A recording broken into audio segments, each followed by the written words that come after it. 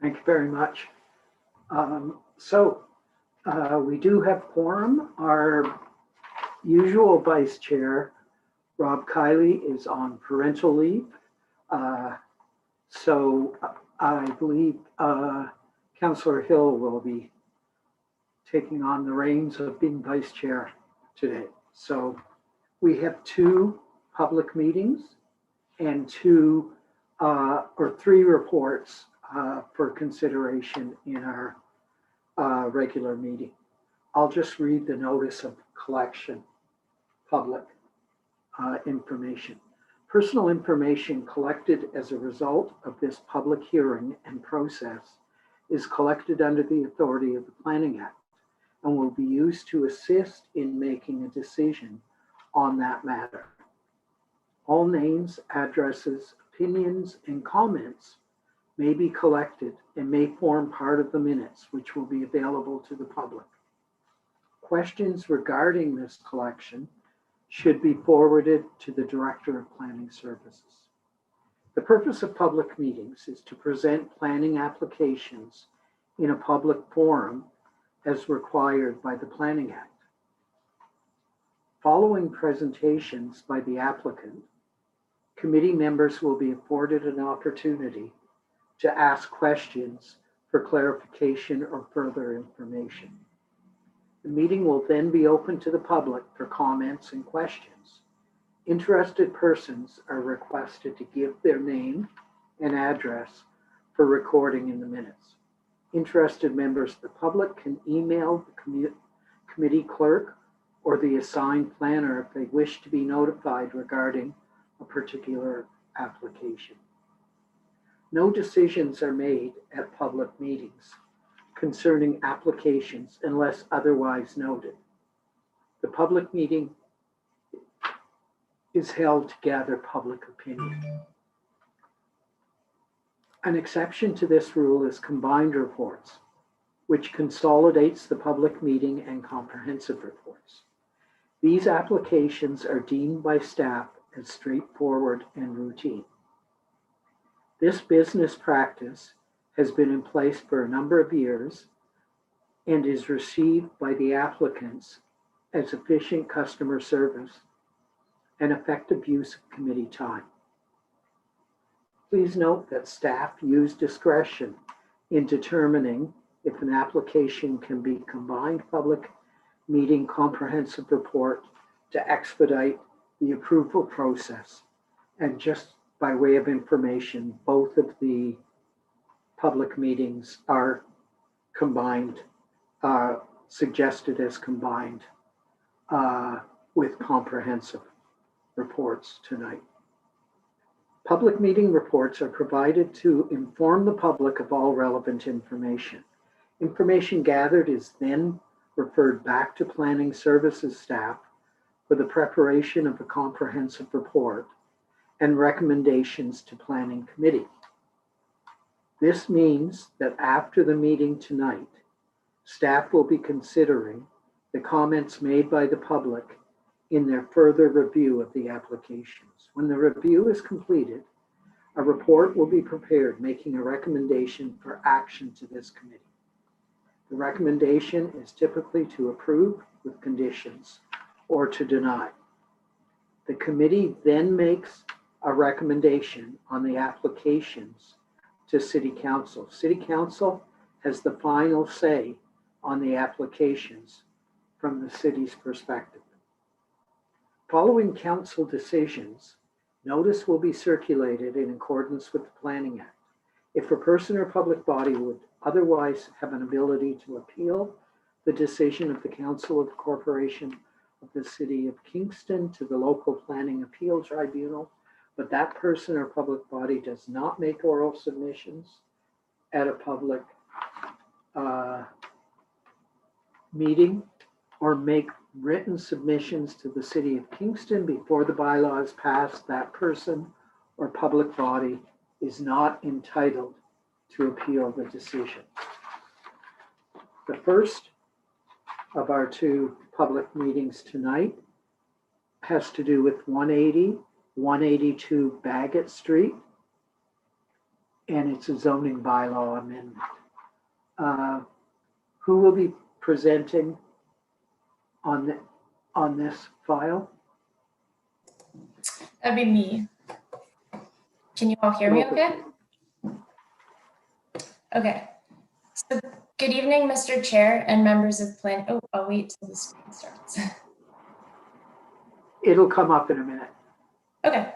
So good evening, Mr. Chair and members of Planning Committee. My name is Montana Coletti, and I'm a land use planner at Photon Planning and Design in Kingston. I'm here tonight on behalf of our client, the owner of 180 to 182 Baggett Street, to present an application for zoning bylaw amendment. Please.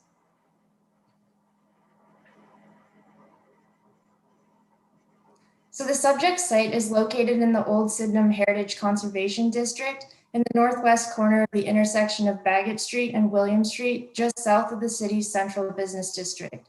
The surrounding neighborhood is primarily characterized by a range of residential uses, including single detached townhouse and apartment dwellings ranging from 2 to 4 stories in height.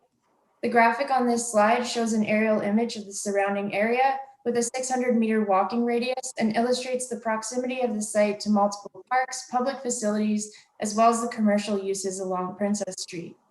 Kingston Transit operates both regular and express routes along Baggett Street, with the closest bus stop located approximately 45 meters north of the site.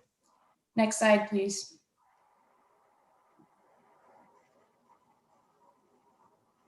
So the site is currently developed with a 2.5-story mixed-use building featuring a vacant medical clinic contained in the basement and the ground floor, and a large apartment occupying the remainder of the building. The property was previously subject to a zoning bylaw amendment to permit the medical clinic and 1 dwelling unit located on the upper floors. The medical clinic formerly occupied the existing building as well as the adjacent building to the west, known as 111 William Street. When the clinic was downsized, an application for consent was approved to sever the property from the adjacent parcel to the west, which is 111 William Street, and to create a new parcel to the north of the site known as 184 Baggett Street. The retained parcel at 180 to 182 Baggett Street has a total site area of 218 square meters with 12.8 meters of frontage on Baggett Street and 16.7 meters of frontage on William Street. Since the original applications, the property has changed ownership multiple times and has recently been purchased by our client.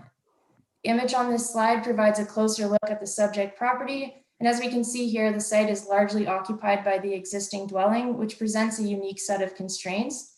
So to the north of the site, you can see the vacant parcel at 184 Baggett Street. Abutting to the west of the site is the existing residence at 111 William Street. And across Baggett Street to the east is a 4-story apartment building. And across William Street to the south are a series of row dwellings. Next slide, please.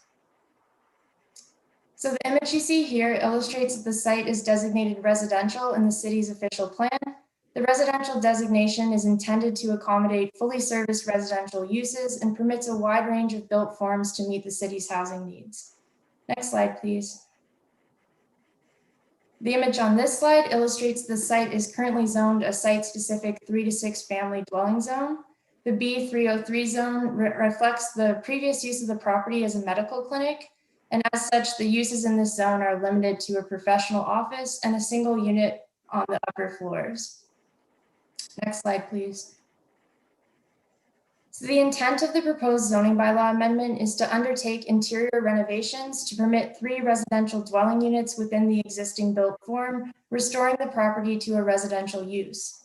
4 surface parking spaces will be provided due to the previously established legal rights of the property.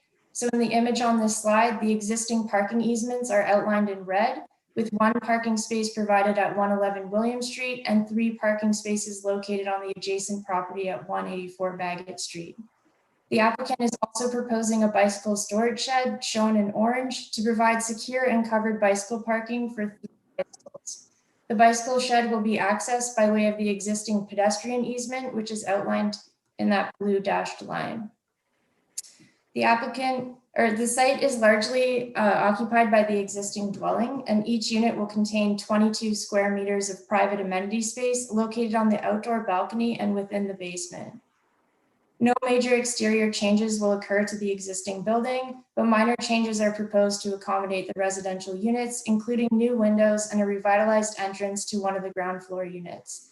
As the site is within the old Sydenham Heritage District, the application has been reviewed by the Heritage Committee and a heritage permit has been obtained to permit the proposed alteration. Next slide, please. So the images on this slide illustrate the basement and ground floor plans. The ground floor will be divided into 2 units, including 1 2-bedroom unit and 1 3-bedroom unit. The basement will largely be maintained in its existing condition and will be split between the 2 units to provide private indoor amenity space. Next slide, please. The images on this slide detail the 2nd and 3rd floors. So through the subject application, the large 2nd and 3rd floor unit will remain intact to provide a 5-bedroom unit with a large attached deck, which will function as private outdoor amenity space for this 3rd unit. Next slide, please. So the images on this slide illustrate the elevations of the existing building. No changes are proposed to the east and west elevation. On the south elevation, 1 new window, identified by the letter A, is proposed to be located within a former window opening. The north elevation will feature a new window, a bicycle parking shed, and a new deck to provide private access to one of the ground floor units. So in the image that shows the north elevation, the A is identifying the new window, the E is identifying the bicycle parking shed, and the D is the new deck, and the C is a window that's going to be put in an existing door opening, and the B is a door that's going to be put in an existing window. Next slide, please. So this application seeks to rezone the subject to a site-specific 3 to 6 family dwelling zone. Changes to the zoning are largely the result of recognizing the existing built form and addressing new general provisions that have been adopted in the bylaw since the property was previously severed. Relief is required from the existing site-specific zoning to restore the property to a residential use to permit the 3 dwelling units. Relief is also required to permit a maximum lot coverage of 77% to accommodate the proposed bicycle storage shed. It is also proposed to permit a maximum density of 137 units per net hectare to accommodate the 3 residential units. And given the existing site constraints, amenity area will have to include private amenity area and balconies, and each unit will provide 22 square meters of amenity area. And the basement and outdoor balcony will be required to be maintained as amenity area through the zoning bylaw amendment. Next slide, please. So in recognition of the existing built form, it's proposed to reduce the required bicycle parking clearance to ensure that the bicycle parking shed doesn't interfere with the existing windows. Additional relief is required to permit the bicycle parking shed within 0.6 meters of the north lot line and within 1.2 meters of any window on the main building. Relief is also required from the yard projection provisions to recognize the existing built form, which largely straddles the property boundary. So this includes a 0 meter setback from the east lot line, a 0.6 meter setback from the north lot line, and a 1.7 meter setback from the west lot line to recognize the location of the existing stairs and building entries. It is also proposed to recognize the existing landscaped open space of the site at 5%. I would note that the landscape open space is not proposed to be altered through the subject application and is a reflection of the site's former severance. Next slide, please. So in summary, the proposal is consistent with the provincial policy statement and conforms to the official plan, and that it would facilitate gentle intensification within the existing built form, maintaining the surrounding streetscape and neighborhood character. It is our opinion that the proposal represents good land use planning. Next slide, please. So that concludes my presentation, and myself and my colleague Michael Keane would be happy to address any questions. Thank you very much, Ms. Coletti. Could the city planner now speak to the planning process that we've followed?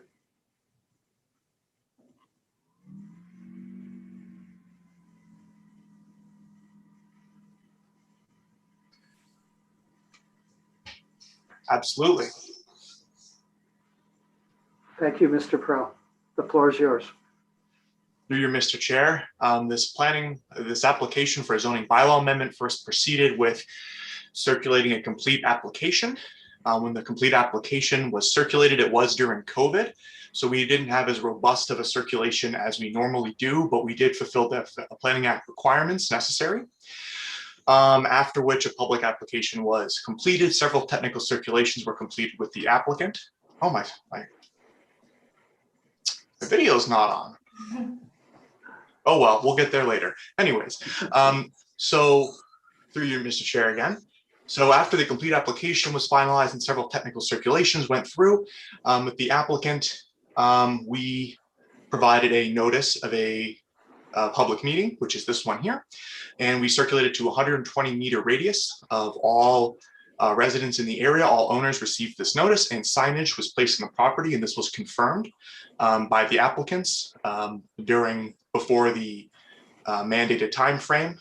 And we decided to go through the combined public and comprehensive report because at the time we did not receive any public comments to the contrary.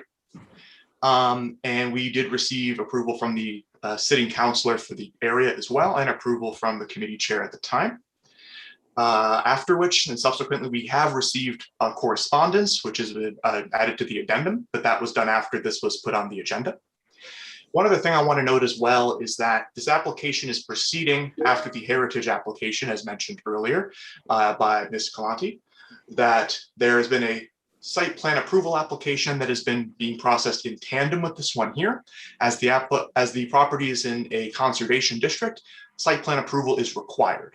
After this application if this application is approved, the application will go through site plan approval to go and finalize any additional details. For example, be finalizing where the bicycle shed will be, and it will also be finalizing other important aspects of the site, such as the entrance area. That is the process before and the process that will be occurring afterwards. Thank you very much. Thank you very much. Just a heads up, when we get to the comprehensive report, I think it's incumbent on the committee to ask how we dealt with that correspondence that was received, but we don't need that information now. So thank you. I'll now turn to the committee. If anybody has any questions or comments regarding this presentation. Yes, Councillor Hutchison. Thank you, Mr. Oh, these are questions only? Yeah, questions. That's fine by me. I just wanted to be sure. Yeah. I think we should deal with the correspondence. If that's okay with you, Mr. Chair. If we go back in the presentation to the slide that shows the bedrooms, particularly in the basement. I think it's about half a dozen in.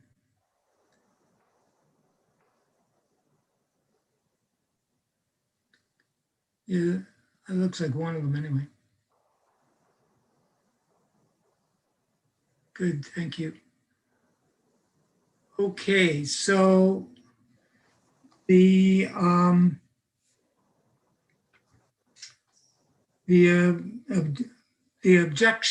objecting letter indicates that these spaces could be converted to bedrooms.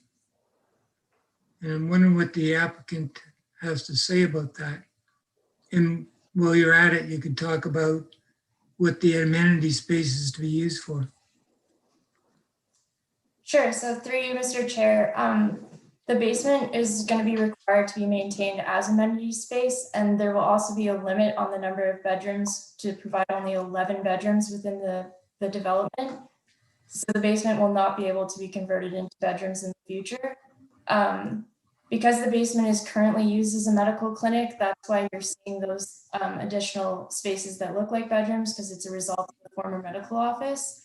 The basement is fully functional for amenity space for passive recreational uses, such as an additional living room, a study, or a rec room, whatever the tenant desires.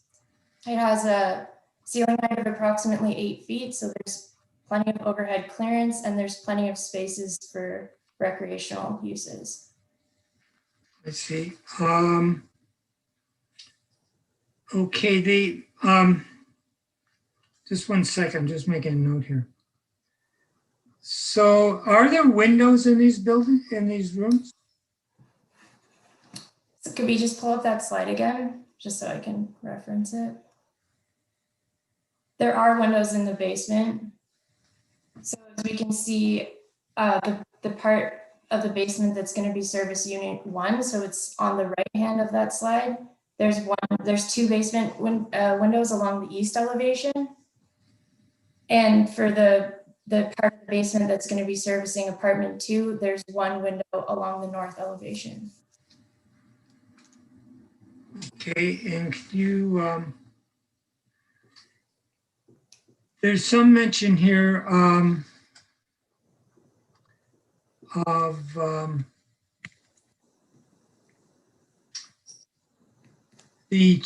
okay, the size, the bathroom supplied with these units. Mm-hmm. How are they comprised? What is the infrastructure? Through you, Mr. Chair. So the bathrooms will contain a shower and a toilet.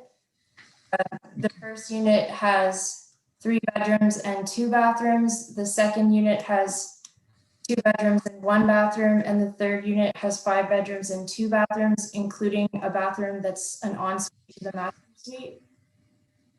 I see. Oh, okay. So one of those bathrooms serves only 1 bedroom? It's en suite? Through you, Mr. Chair, that is correct. Let's see. Okay, there are also some concerns listed in the letter, which I take it staff will take note of, regarding garbage and the proximity of the balconies. My other question has to do with, and this is in the report, that this development requires a change of zoning for a property not owned by the applicant?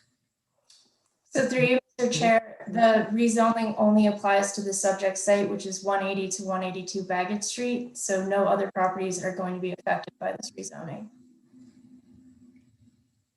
Perhaps staff has a comment about that, because that's not what I read. It said amend zoning for 180, 182, 184 Baggett and 111 William Street. So it would be not strange that the neighbor would think that somehow their property was involved.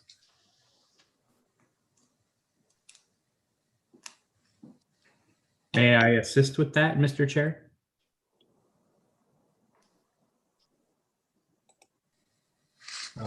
Good evening, committee. I'm just assisting Montana Coletti with this application.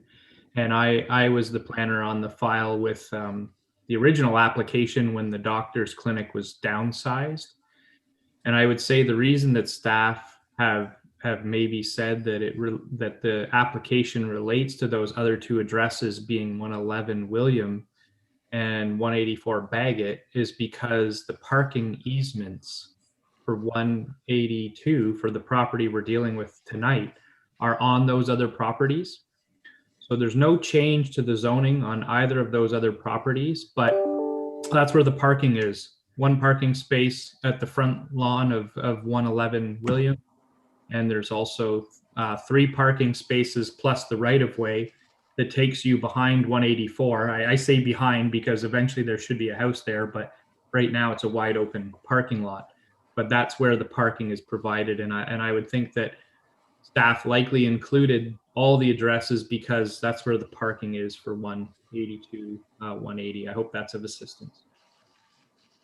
I presume that that's because there's an easement for that parking.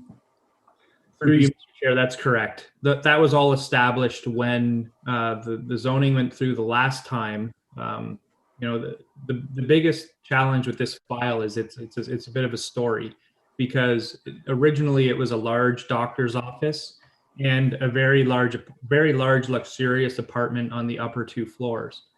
When it was changed a number of years ago and reduced to a single doctor clinic, and 111 was cut off, there was a big addition that was removed. There were lots of provisions added because there was still a lot of concern about how much parking even a single doctor's office required. So at that time, that's when all of those parking easements and parking spaces were put into place. Probably some of the members of this committee were actually on the committee at that time. And so what we're left with is an owner now that no longer wants to run a medical clinic out of the main floor in the basement, but rather wants to run the main floor as residential use. But we're left with the leftover parking that is forever now part of the rights of that property through those easements that were already established. Okay.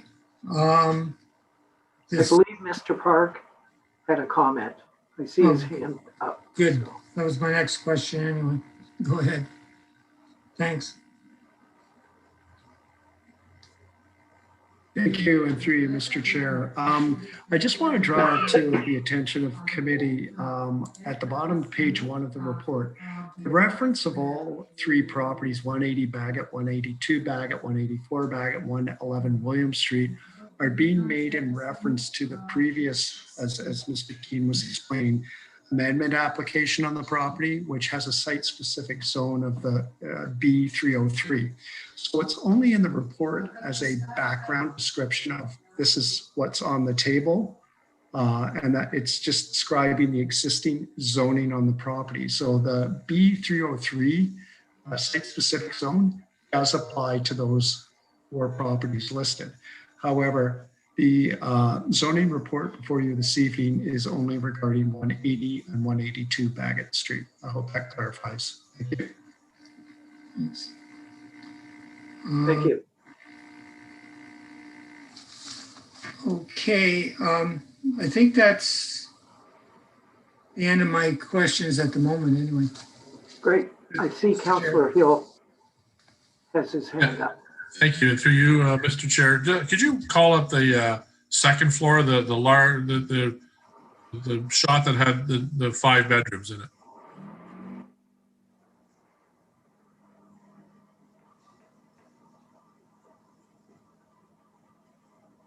I think it's the second floor, isn't it? Through you, Mr. Chair, yeah, it would be the next slide. So what I'm seeing there, I'm not seeing any, like I see a kitchen and 5 bedrooms.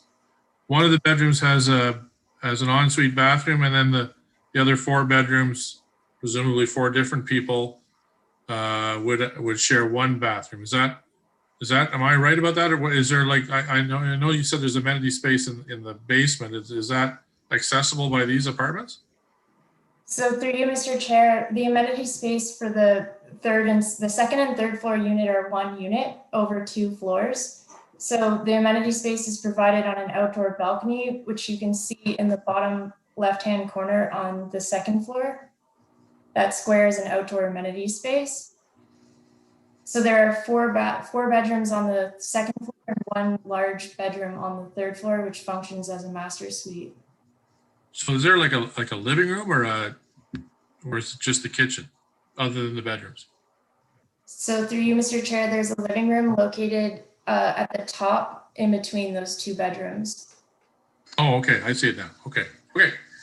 It's just like this one looks to me like it is really prone to being abused, in terms of bedroom conversions here. And I just, Councillor Neal has often said, if something looks like a bedroom, it doesn't take long before it becomes a bedroom. And this one looks to me like it is very, very prone to that kind of abuse. So I guess my sense is I would like to see it coming back where that kind of potential is reduced. That would be my concern about. Through you, Mr. Chair, I would note that there is a limit on the maximum amount of bedrooms in the zoning bylaw to try to prevent any further bedrooms from being developed.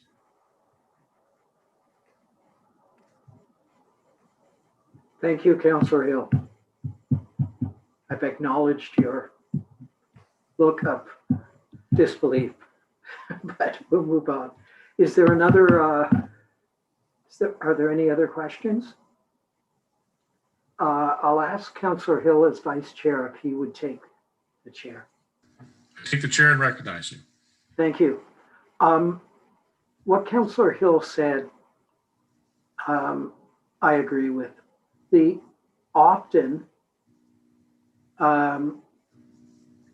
if something looks like a bedroom, particularly in the university district, at $650 or $700 a bedroom, we end up with a lot of illegal bedrooms, because even if you put it in the zoning, what frequently happens is we end up with either illegal secondary suites or illegal bedrooms within it. Who in particular has access to the basement? So through you, Mr. Chair, the basement is divided distinctly into two separate spaces. So one of it is access from the first unit and one is access from the second unit by way of individual staircases that are located within the units. And those access points aren't shared between both units. So through you, Mr. Chair, no, the access points are located in each unit separately and the basement is completely concealed to be separated. Okay. I just want to point out for anybody who's listening from the public, these kinds of things, even if we put it in the zoning bylaw, the reality is our bylaws are complaint driven. And so it's kind of up to a neighbor to say, gee, there's a lot of people that seem to be going into that unit more than, I believe it's 11 bedrooms you're seeking. Is that correct?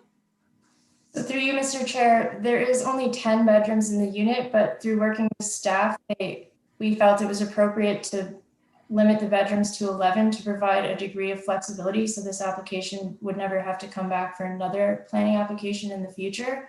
I would also like to note that this is an interior conversion of an existing older building, so there is limited ways that we can really orient the floors. And the second and third floor is the existing condition of the site. Okay. I'll reserve any further comments until we get to the acceptance of the comprehensive reports. So, I return the chair. thank you. So, what was I about to say? Oh, if I don't see any further hands up, I will turn to the public, and if our clerk can identify anybody who wishes to put their hand up. Thank you, Mr. Chair. For members of the public who may wish to speak during this time, please use the raise hand function in Zoom to let us know that you wish to speak. Again, that can be found when you move your mouse across the window of the Zoom meeting. It will be located in the center of your screen. Mr. Chair, we do have a couple hands, so I'm going to start with Ms. McPhee. I'm going to ask her to like to speak. Hi, everyone. This is Megan McPhee, as well as Thomas Gregory. We are the owners of 111 William Street.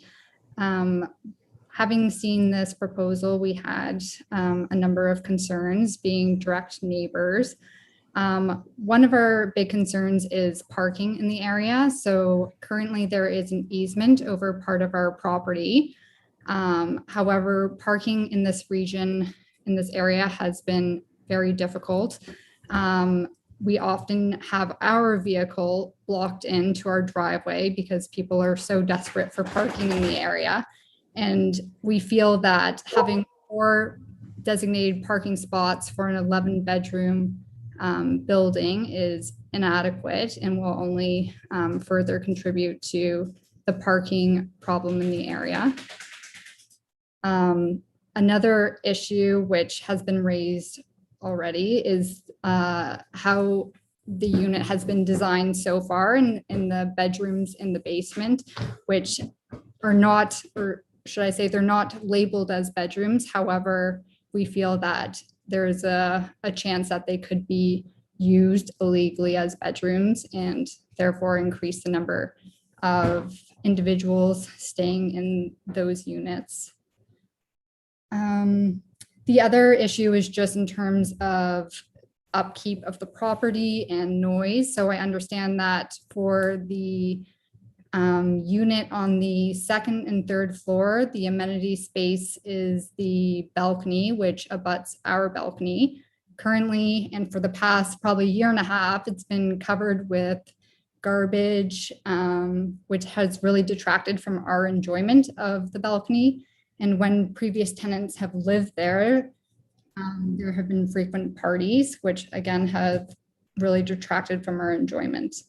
And if I might add in, so I'm Thomas Gregory. I also own the property at 111. Just, I guess, expanding on the, oh my God, the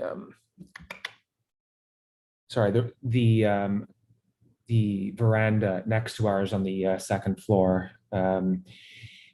It just the unkept nature of it has been quite significant. Yes, garbage bins rolling around, garbage just strewn all over the place, to be a bit more descriptive. The wooden railings ripped off and left there. I mean, it's to maybe color our language a bit, it's a blatant rental property right now, and it looks with just the second unit being used as it is, or second floor, should I say. And if this is looked to expand from, you know, a pure second and third floor rental unit to the whole house with, you know, multiple tenants, I think that will only further exacerbate the concerns that we have and the pattern that we've seen of the behavior of people who have lived there so far. And then, so, I mean, that's really, we're not opposed to, you know, interior renovations. We're, you know, realistic about, you know, the property size and where it can go. But we are aware of other houses in Sydenham Ward that have been converted to sort of condo units rather than multi-bedroom crammed into every nook and cranny houses, where you might have three resident couples living amongst the 3 floors, physician residents or people who work at Queen's, for example, because of the proximity to the university and the hospitals. This seems to be a blatant conversion to more university undergraduate housing, which I can only speak anecdotally, but I think there's plenty of, and I hope not to be, or hope we don't come across as too NIMBYism. If I can just step in briefly, and I'm sorry to interrupt you, but but under the Human Rights Act, and our Planning Act, we can't address the type of tenancy. Fair. So you may want to steer back to the other discussions. No, that's fair. Thank you. Thank you. I guess one final point I would raise, and I don't know if this has any sort of impact, but speaking to the easements that the property has on, well, our property, it's my understanding, and I could be wrong about this, but if we pay taxes on the parking spot for the land which they have an easement or right of way onto. So when the original conversion happened 4 or 5 years ago, I understand that the decision was for the parking spaces to have that easement on 111 William Street's second parking spot. If this is to occur, I'm not sure what the reason would be for that easement to exist now under that former logic. Could be wrong. Anything else, Megan? No. Sorry. Thank you for your time, everyone.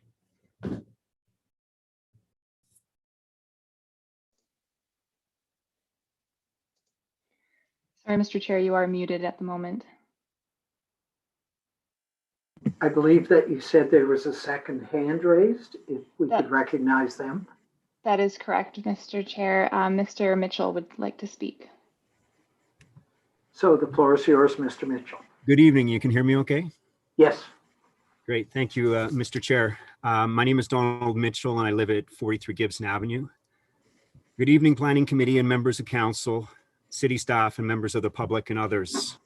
I appreciate the opportunity to speak to you tonight directly on behalf of the Sydenham District Association as a member of its board.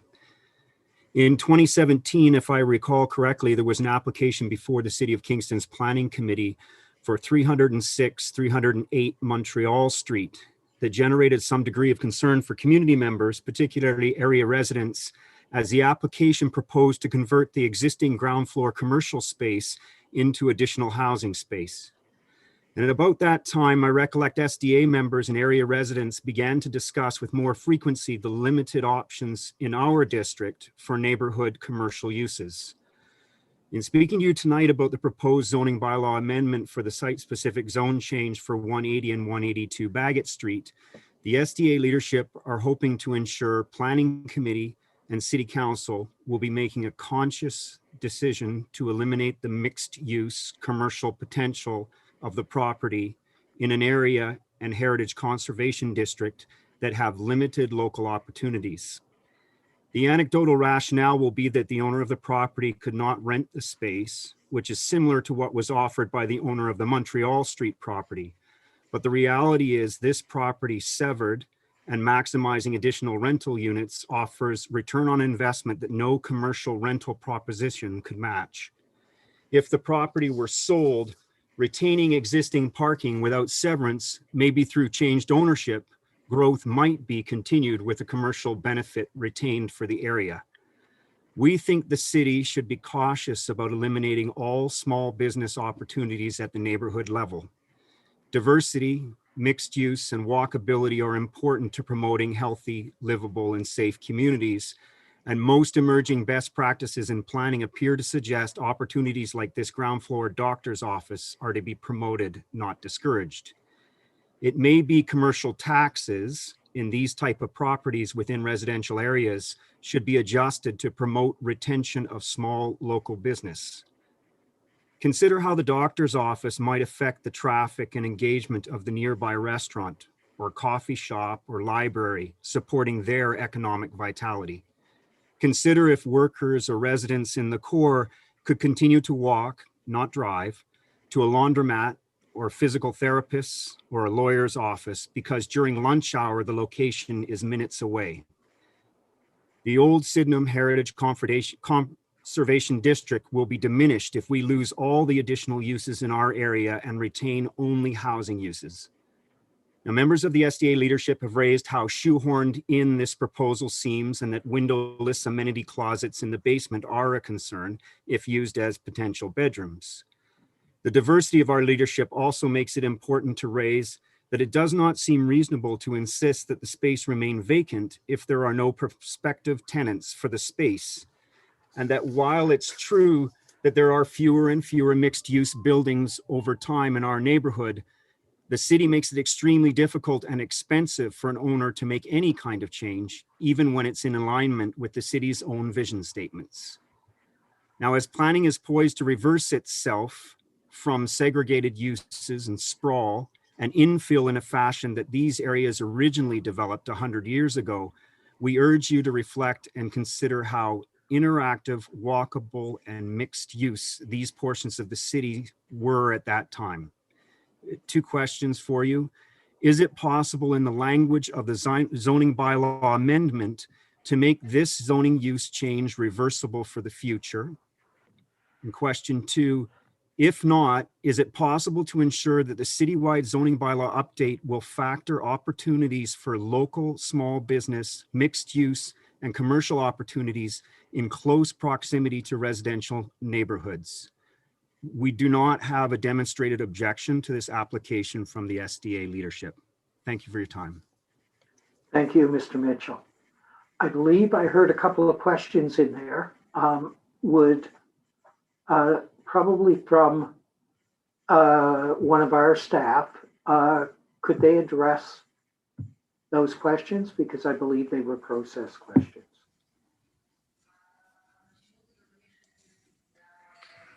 Yes, Through you, Mr. Mr. Chair. I appreciate Mr. Mitchell's comments. They're valid observations. One of the things we certainly, when we look at an application like this, and as you're aware, is we do have competing interests for housing, for commercial uses, for making a more walkable environment, and promoting the businesses in the downtown area. So when we look at something like this, it's creating housing units, which is something that is a council priority. It's putting them in an area which is close to the existing downtown businesses, which we're trying to support. I think it's fair to say, certainly it may be just a blip in the radar right now, but the ability to find vacant retail space in downtown Kingston right now is pretty easy. There's a lot of vacant storefronts. So I don't think that's ever going to go away. Certainly the downtown area, Princess, Brock Street, King, there will always be commercial areas. Walkability to those areas from Sydenham District is reasonable.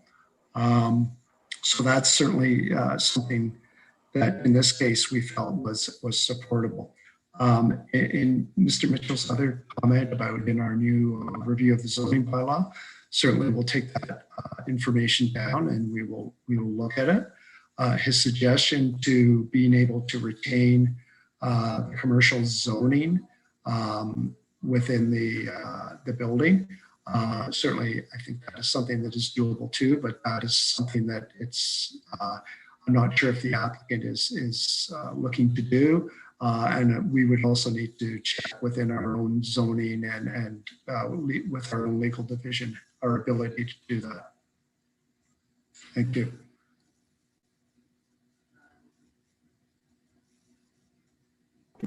Thank you. So are there any other members of the public, Elizabeth, with hands raised? Mr. Chair, there does not appear to be any hands right now. If I can just do a final call for those who are with us from the public. If you wish to speak, please raise your hand now. And Mr. Chair, there is no more hands. Okay, I'll return to the committee then. Are there any? Yes. Sorry, Mr. Chair. Perhaps I'm not sure if the agent wanted to respond to any of the comments or questions as well from members of the public. Yes. Thanks for keeping me on the straight and narrow. Who would like to, either from our planning staff or from the proponents' staff, would like to speak to this? Through you, Mr. Chair, I can speak to some of the questions. So in regards to the 4 parking spots being inadequate for the proposed development, I would note that the B zone requires 1 parking space per dwelling unit, and the applicant is currently exceeding these requirements by providing 4 spaces for 3 units. In regard to the upkeep of the property and the garbage on the balcony on the 2nd floor, I would note that this wouldn't increase through the subject application as that unit is existing and the balcony is exclusively used for the upper floor unit. So the integration of 2 other units on the ground floor would not increase the amount of garbage on the property. And I would note that the applicant is aware of the issue that was raised with the garbage. While it's not a planning issue, and he is going to see to remediate that issue as soon as possible. I'm just looking through what other questions there were.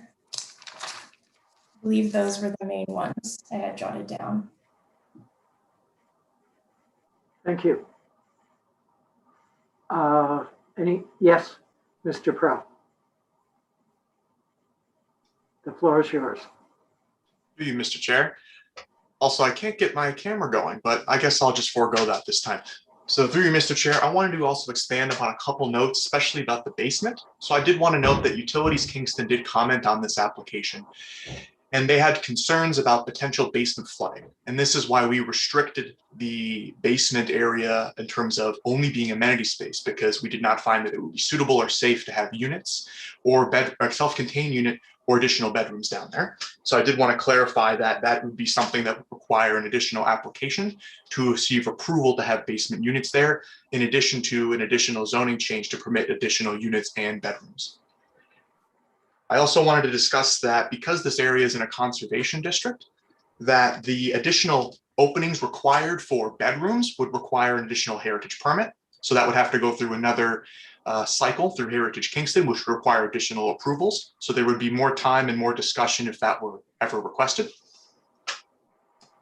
I also wanted to discuss that the building in question here is within 290 meters from Princess Street and within 80 meters approximately from the downtown area in general, and has several areas around it that are suitable for multiple units, such as parkland area, multiple other commercial areas.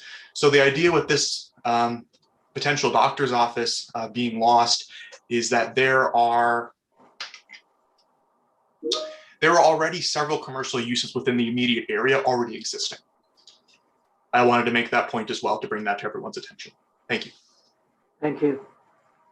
We'll go back to the committee now, as I did prematurely a minute ago. Are there any further comments or questions from our committee? Yes, Councillor Hutchison.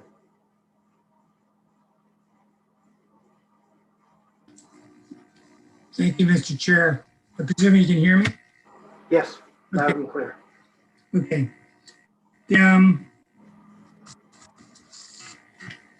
So will some of the issues around parking and garbage and so on be addressed under site plan control? I believe that's probably a question for Mr. Park or Mr. Prowl. Through you, Mr. Chair. Site plan control would be looking at parts on the property such as garbage areas. However, since this would be a private development, it is expected to have garbage be contained on the property itself and would not be dealt with through site plan control. Thank you. Okay. Mr. Park.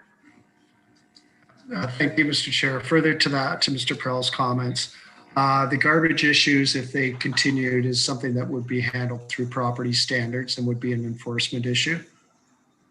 Thank you. All right. Thank you. Okay, I thought I might have had another question, but I guess that'll do. Thanks very much. Great, thank you. Seeing no further hands up, I'm sure we'll have some more discussion when we get to the comprehensive report. So I'll declare this public meeting over, and we'll turn the page to our next public meeting, which is in regards to 190, 198 Resource Road and 1315 Centennial Drive. Hello, Ms. Wortman. Were you going to do this presentation?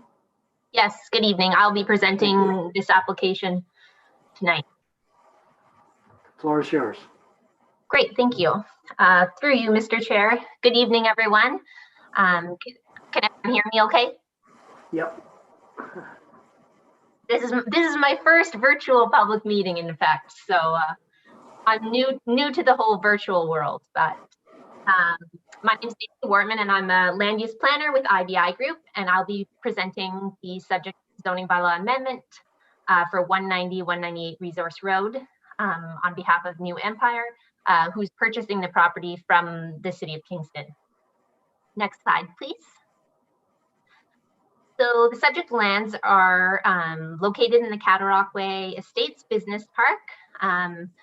They're just south of the 401, which would be in the image on the screen. The 401 would be north of there. On the far left of the screen is Gardner's Road.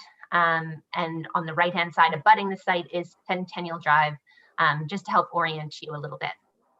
Next slide, please. So taking a closer look at the Cataraqui Estates Business Park specifically, so the lots are lot 434B and lot 434A. They're shaded in red and I've identified them by the subject lands.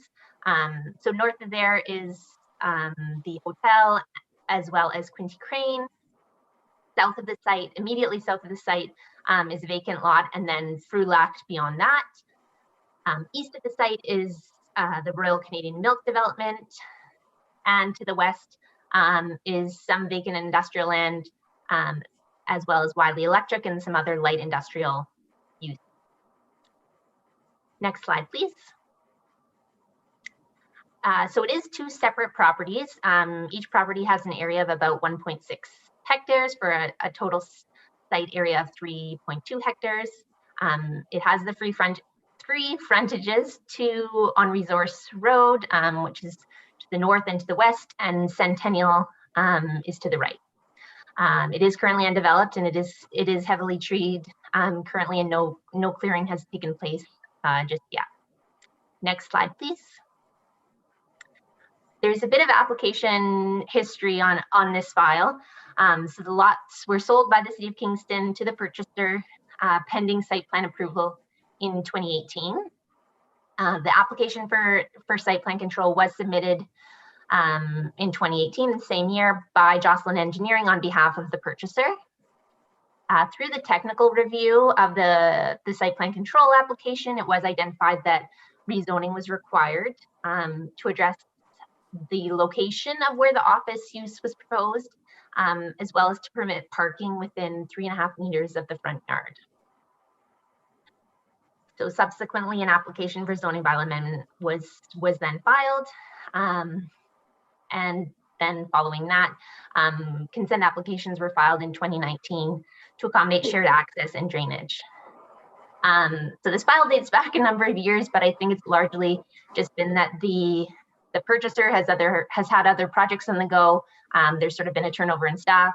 Myself, I was on maternity leave, so I think it's just been one of those that kept getting bumped down the line. So although it's been ongoing for a while, not that it's something overly concerning, it just took us a while to get here. Next slide, please. So the proposal is to construct 3 one-story buildings with various size units to accommodate light industrial uses as well as professional offices. It hasn't been built yet and there's no tenants in mind. They're yet to be determined, but it's anticipated building B, which you'll see on the concept plan in a minute, is anticipated to accommodate professional offices. Parking will be located on the perimeter of the site with a 3.5 meter landscape buffer. Loading within the interior of the site, as well as access points on all 3 frontages with a shared access on the North Resource Road for both properties. So on the east lot, the gross floor area will be about, the 2 buildings combined will be about 6,000 square meters. There'll be 14 units in building A and 6 units in building B, with a total of 124 parking spaces. On the west lot, the 1 building, building C, it'll be about 5,400 square meters with a total of 10 units and 99 parking spaces. Next slide, please. So this is the site plan. I've identified the 3 buildings, A, B, and C. Pretty typical sort of industrial buildings. The site has been designed to locate the loading within the interior of the site, so it's not visible from the streetscape, with the parking and the landscape buffer around the edge. Next slide, please. Just to zoom in a little bit, this is the east lot, which accommodates buildings A and B. So you can see the breakdown of the units a little bit better in this image, as well as this includes the landscaping from the landscape plan showing the plantings that will be around the perimeter of the site visible from the street. Next slide, please. This is building C and the west lot. Again, just the one large building. Loading in the interior. I have indicated there were questions from the committee in advance of this meeting tonight regarding the preservation of some of the trees. Obviously, we saw in the aerial that it is quite heavily treed right now. And a total of 5 trees will be retained, and I've indicated on the plan there in red circles those trees that will be retained, with everything else being new plantings. Next slide, please. These are a bit difficult to see from the elevations, but a pretty typical design. Sort of at the bottom will be the brick and stone, as well as some extending upwards to break up the facade of the building, with stucco above and glazing on the streetscape sides. All the metal siding will be on the interior of the site, where you saw those loading bays. So that's the elevation for building A. Buildings B and C are very similar or similar materials. Next slide, please. This kind of gives you a better idea. Pretty typical development from New Empire, and again with the mix of materials, and from the streetscape, again visually pleasing. So next slide. And this is just building C, obviously sort of with the irregular shape of the buildings. It's a bit difficult to see the elevations, but they will be similar and aesthetically pleasing. So next slide, please. So the purpose of the application, as I mentioned, when it went in for site plan control, it got flagged as needing zoning relief. And part of that issue was that the existing zoning doesn't conform with the official plan. So the purpose of the application is to bring the as of right zoning into better conformity with the official plan, as well as to permit the location of the proposed office use and to establish a limited number of site-specific performance provisions. So I'll be speaking to those as I make my way through the presentation. Next slide, please. Just high level with respect to the PPS, it was submitted, as I mentioned, back in 2018. So the 2014 PPS would have been in place at the time, but it does come, is consistent with both the 2020 and 2014 PPS. The lands are within the urban boundary and designated for employment use. It will efficiently use land and resources, does not result in the uneconomic extension of services. It's compatible with adjoining industrial uses, and no health and safety issues are anticipated. Next slide, please. With respect to the local official plan, the site is designated general industrial, and that designation permits a variety of employment uses, as well as business and professional office uses. However, within the official plan, those are limited to being complementary uses. So in general, the uses that are proposed are permitted within the designation. OP section 3.6.12, however, limits complementary uses to 25% of the total floor area, with the intention being to maintain the primary uses in the business park, so that the complementary uses remain complementary and sort of in the background a little bit. However, the existing M113 zoning permits office as a primary use, and the only restriction on it is that it must be within 90 meters of resource road.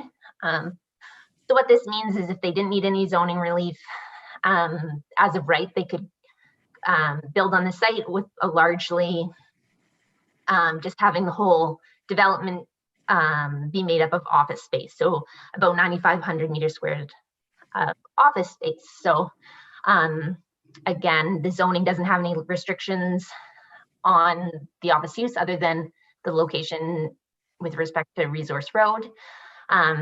So what we're proposing through the zoning bylaw amendment is to bring the permitted uses into better conformity with the OP, while maintaining a balancing act of recognizing the non-conforming existing as of right zoning. Next slide, please. So more generally speaking to the LP, the zoning bylaw amendment would permit a range of employment uses, but as I mentioned, the uses are permitted. We're just proposing to further restrict them. It would address matters of land use compatibility. It supports a strong and diversified economic base, protects employment areas, addresses the relevant development criteria, satisfies the general industrial policies, and gives consideration to planning matters. Next slide, please. So this is this is a bit of a detailed slide, but these are the permitted uses under the existing M1-13 zoning, which applies to the subject lands as well as the Frulac site and some of and that other vacant industrial lot. Those primary uses, manufacturing, assembling, fabricating, and processing operations are permitted, as well as construction and transportation, storage, warehousing, and other sort of light industrial uses. The use that's in question that we're looking to restrict further is that it permits business and professional offices, provided that such use is located within 90 meters of the resource road frontage. There are complementary uses permitted as well, which are listed there on the screen. And in the as of right zoning, there's no restrictions to the amount of those uses currently. So we are proposing to place the site into a new site-specific general industrial zone. Next slide, please. So as I mentioned, the new zoning will have a few amended standards. There's the parking rates. We're proposing a new parking ratio of, or I shouldn't say new, we're proposing modified parking rates for industrial uses, 1 per 100 meters squared gross floor area. And in the existing zoning bylaw, there is a rate of the same rate for manufacturing uses. So we've just generalized it to all industrial uses for clarity. For office/contemporary complementary uses, we're proposing a ratio of 3.4 spaces per 100 meters squared. The standard ratio for office is 3.57 spaces per 100 meters squared. So we've gone down to the 3.4, and then complementary uses would be subject to each individual use's parking ratio. So for sort of ease of interpretation, given the tenants are unknown, we proposed a ratio for complementary uses. With respect to the parking dimensions, the widths have stayed standard, or there's a minor modification from 2.75 to 2.7, but it's the depth of the parking spaces that we've reduced from 6 meters to 5.5 for both the standard and accessible spaces. Location of parking, we're requesting a reduction from 7.6 meters to 3.5 meters, plus the requirement to have that area be a landscape buffer. And the location of loading is more just in relation to how the yards were being interpreted. So we are just, the change there was just clarifying that it would be permitted in all yards, but no closer than 18.3 meters to the street. Additional provisions have also been added to, again, further restrict complementary uses and the permitted primary use of business and professional offices. Next slide, please. So the amended standards are appropriate in that the parking rates that I just mentioned in the other slide are consistent with rates applied elsewhere in the business park. And they do provide clarity and flexibility given tenants are unknown and changes that will occur. So it will assist with staff being able to confirm that there's the appropriate parking on site as building permits are required or new tenants move in and out. The reduced parking stall depths are still functional. They've been reduced because there was concern over the width of the landscape buffer and making sure it was wide enough that plantings could actually grow and be supported. So it enabled reducing the parking stall depth, allowed us to increase the landscape buffer by 0.5 meter. With respect to the parking, it being within 3.5 meters to the street, with the design, you can see having the loading orientated into the middle to sort of conceal the loading then means that we need to have the entrances to the buildings on the outside, and then the parking needs to be accessible to those units. So it's sort of the most functional and efficient site design. And with the landscaping, with the 3.5 meter planted buffer, that will help to minimize any potential visual impacts and will assist with it blending in with existing development in the area. And as I mentioned, yes, the loading, we are just having it located on the interior to enable a functional and efficient layout. Next slide, please. We will be adding the following additional permitted and complementary use provisions. So the two regarding complementary uses are derived from the official plan and will implement the complementary use policies of the OP. As I had mentioned, the existing M1-13 zoning does not have provisions restricting the complementary uses. So this will help to limit them to 25% to ensure that they remain complementary and the primary uses occupy the majority of the site. And then the second provision about business or professional office uses. There's two provisions there. A business or professional office shall be located within 90 meters of a street line. Previously, the zoning permitted it within 90 meters of Resource Road. And if you remember on the concept plan, it was building B was proposed to be the professional offices, which actually has frontage on Centennial Drive. So, excuse me, it was just a matter of permitting it on all frontages, but then sort of as a compromise and to offset that, we've added a new provision which restricts the amount of space to 50% of the total gross floor area of all the buildings or structures occupying the lot. So rather than essentially being able to develop the whole thing as professional or business offices, we've now restricted it to 50%. Not that that was ever the intention, but that was how the zoning was written. So again, the proposed provisions just better align the existing zoning with the intent of the OP and then implement the complementary use policies of the OP. Next slide, please.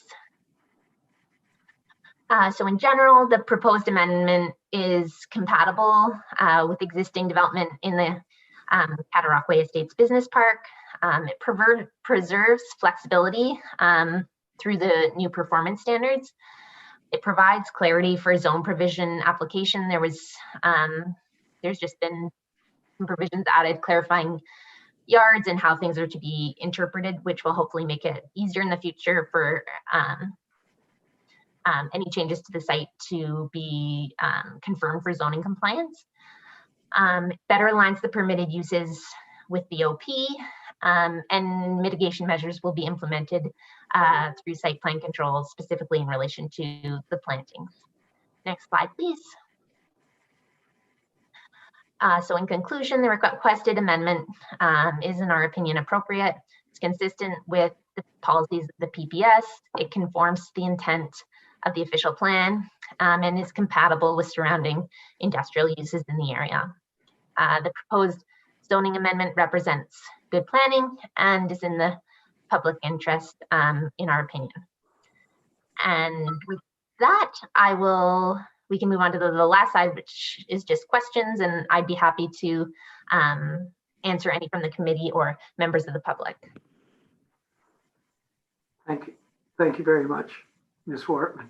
I'll now turn to the city planner to just give us the background on the process.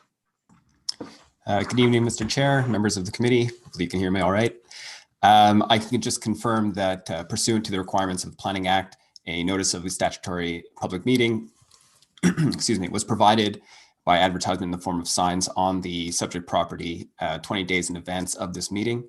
In addition, notices were sent by mail to the 19 property owners located within 120 meters of the site, and a courtesy notice was placed in the Kingston Whig Standard on February 23rd of this year. To date, no correspondence was received from the public. Thank you. Thank you. I will now open it up to members of the committee. If you have any questions, just raise your hand. Yes, Councillor Rosanek. Thank you, Mr. Chair. Through you, some questions to the applicant, mostly about 190 Resource Road, which I think is the building on the left-hand side or the west side. So where we have snow storage, how does the snow storage work? Is that all like one big paved area there in that southeast corner of 190 Resource Road? Like what is the snow storage? Is that like, I don't think there's very many trees when you do the aerial overlay. It's just flat ground. So is it being left as grass, or is that asphalt? What is that? Thank you for your question. Through you, Mr. Chair. I'm just trying to zoom in on the plan to see if I can tell you. I believe that it is going to be all paved because it is, you can see those are the loading bays for building C. So if I look at the surfacing and grading plan, like that will be all paved. I will note that the proposal is intended to be developed in 2 phases, with west side being developed as part of phase 2.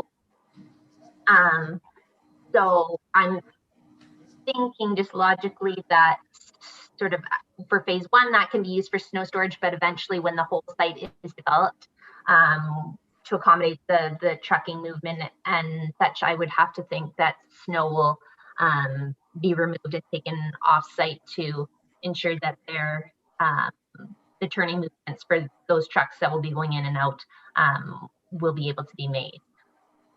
I see.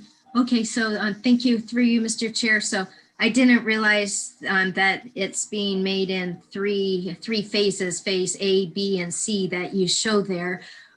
Because this site is heavily treed, is it possible for the phase C to clear cut that at a later time when you're ready to build phase C?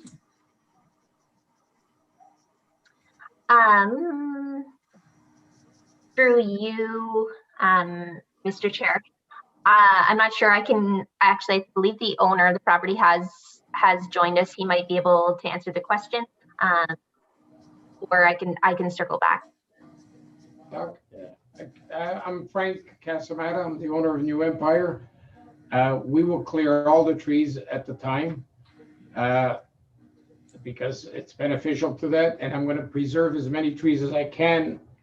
There is some white pine tall trees that I've committed. If I can save more than 5 trees, I will. It depends, you know, if it doesn't go into the asphalt area. So, and then the way it's going now, I think I got already 20% of building A and B rented. So building C could start. So I want to get both side plans approval right away, right? And then start A and B immediately. With C probably this summer or in the fall, I'll be starting that. So they will all progress because I'm getting people from Toronto and outside of Kingston area that are interested, and I've already signed some deals. So, and I'm also doing another building for Mike Smith on 123 Resource, which is pretty well almost fully rented now. So things are moving fast. So you'll see this whole project starting soon. Okay, through you, Mr. Chair. I was just asking the question. Thanks for answering it, because we've seen over the years being on planning committee how some sites are cleared, you know, like immediately, and then half of the site is left just nothing for years and years and years and years. So that's why I was asking. I just wanted to know if A, B, and C, if C was going to be, 5-10 years out. That's why I was I asking like the to question. comment on that. I got a good reputation in Kingston. I've been building up most of the city. There's another 10 projects that are coming in. I put up on spec. That's my success. And I will guarantee you they are going to go up because I just don't leave empty lots. It doesn't pay me. So I will guarantee they are going up, believe me. Otherwise, I wouldn't Okay. be here today.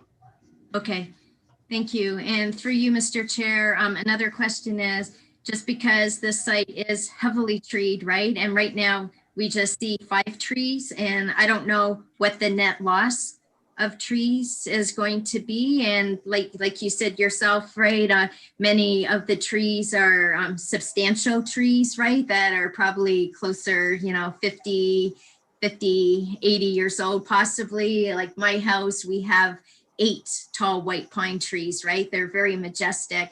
So if that is possible to look and see if any more could be saved, that would be great. I think there might be 1 or 2 oaks, and because we haven't seen the site plan of the final tree preservation, and we don't want to slow down your project at all, for the trees that will be planted along the perimeter, right, as per the landscape, glimpse that that you just showed us during the presentation, if those trees could be, substantial species, like if you're taking down some oak trees in there. So if you could plant an oak tree, as a replacement in that landscape buffer area that you're able to, that would be great too.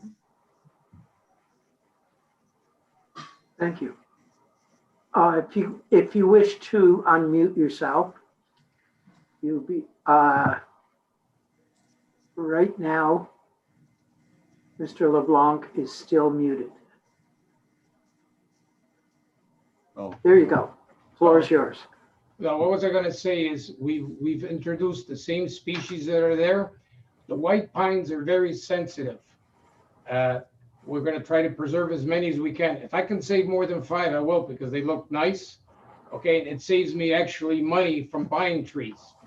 Okay, and then we also have to understand that, we're respecting the bylaw and everything, but there's other buildings there that they don't even have a tree there. So if you notice the projects I do, I love landscaping.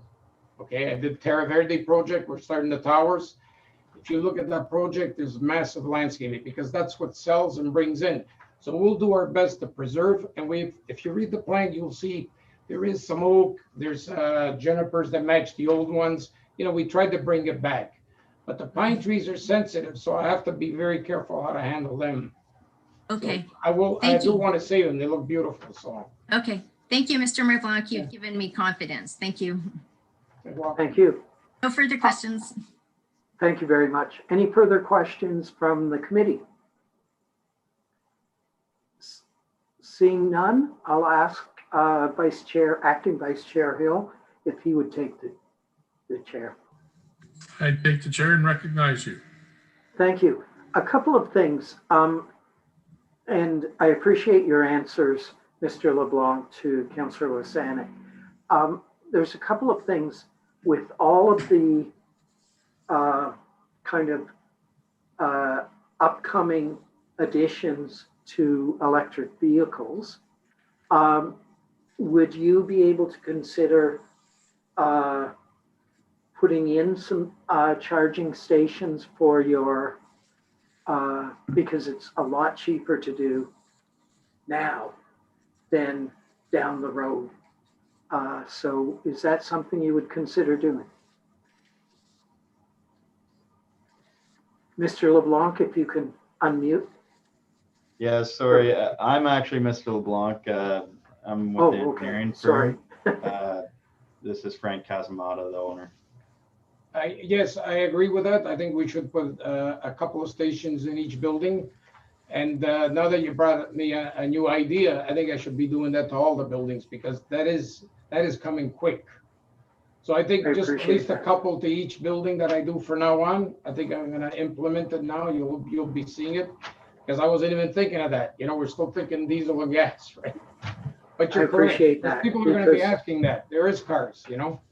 Yeah, it's so much cheaper to do it But now it makes than sense. to do installation 5 or 6 years down the road. And you know what? It's a good selling feature too. It's a service. Yeah. We need to put that service in. I appreciate that. Yeah. Something else I often bring up, I know that you have engineers and the city has engineers to sign off on when we pave over what is much more absorbent green space to make sure that the water is dealt with. If you would consider, and it's not something that we can kind of force you to do, but if you would consider, there are modern hard surfaces that are much more porous than asphalt or cement. That might be a consideration to allow less These are heavy vehicles. pooling of water and that kind of thing. Yeah. So just something for your consideration. If you don't mind, I can answer as to why we kind of don't go that direction.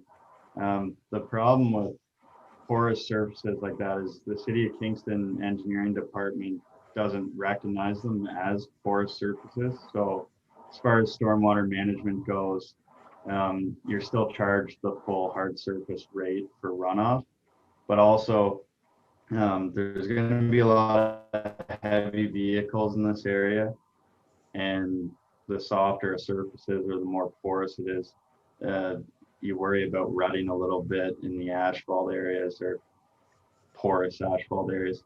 And they also become clogged quite easily within 3 to 5 years. You get a lot of grass growing weeds in it. For a project that has this much hard surface, it would be very difficult to maintain at a low cost. But as far as landscape space, we will try to maximize as much as we can. Thank you. And I'll look into that as far as city recommendations go, because it's my understanding that there are modern porous hard The surfaces. Problem is it's heavy industrial. If it was residential, it could be very easily done for driveways and everything. But in this case, you might get heavy industrial use because it could be manufacturing, and they bring in steel or whatever. And with those heavy trucks, it's not going to work when it's soft like that, you know. So I appreciate that. you know, Thank you. So I will take the chair back. Thank you very much. We'll now open this up to members of the public. I don't believe we've received any correspondence, but if any member of the public wishes to speak, Elizabeth is now in charge. Thank you, Mr. Chair. I'm just going to remind members of the public who are with us this evening, if they wish to speak during this portion, if you could please raise your hand in Zoom. Again, the raise hand function can be found in the center of your Zoom window when you move your mouse over that window. Mr. Chair, I don't see any hands yet. I'm just going to give a couple of seconds here to see if there's anyone who wishes to speak. And I just want to comment, if I disappear from the screen on occasion, I'm always within earshot. I have a dog that knows how to open my back patio door, which is within earshot. So I just have to kind of close the door every now and then. Thank you. Mr. Chair, there are no hands. Thank you very much. So we will declare this public meeting over. And if anybody would appreciate a 3 or 4 minute recess before we go into the regular meeting, just give me a wave. Thank you. Vice Chair Hill, we will now take let's take a 5-minute recess and then come straight back. Thank you.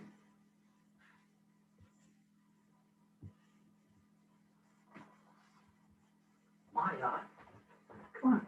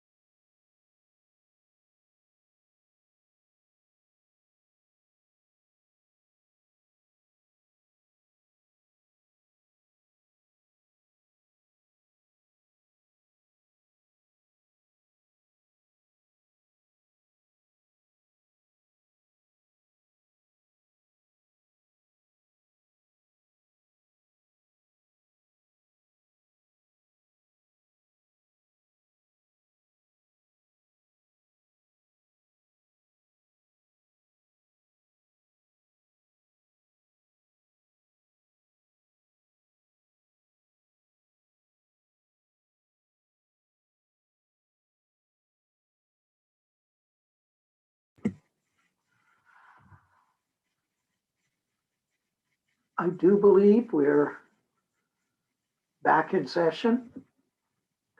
So I'll declare the public meetings over. And we'll now turn to our regularly scheduled meeting, which has 3 items. So I'll call meeting number 07-2021 to order.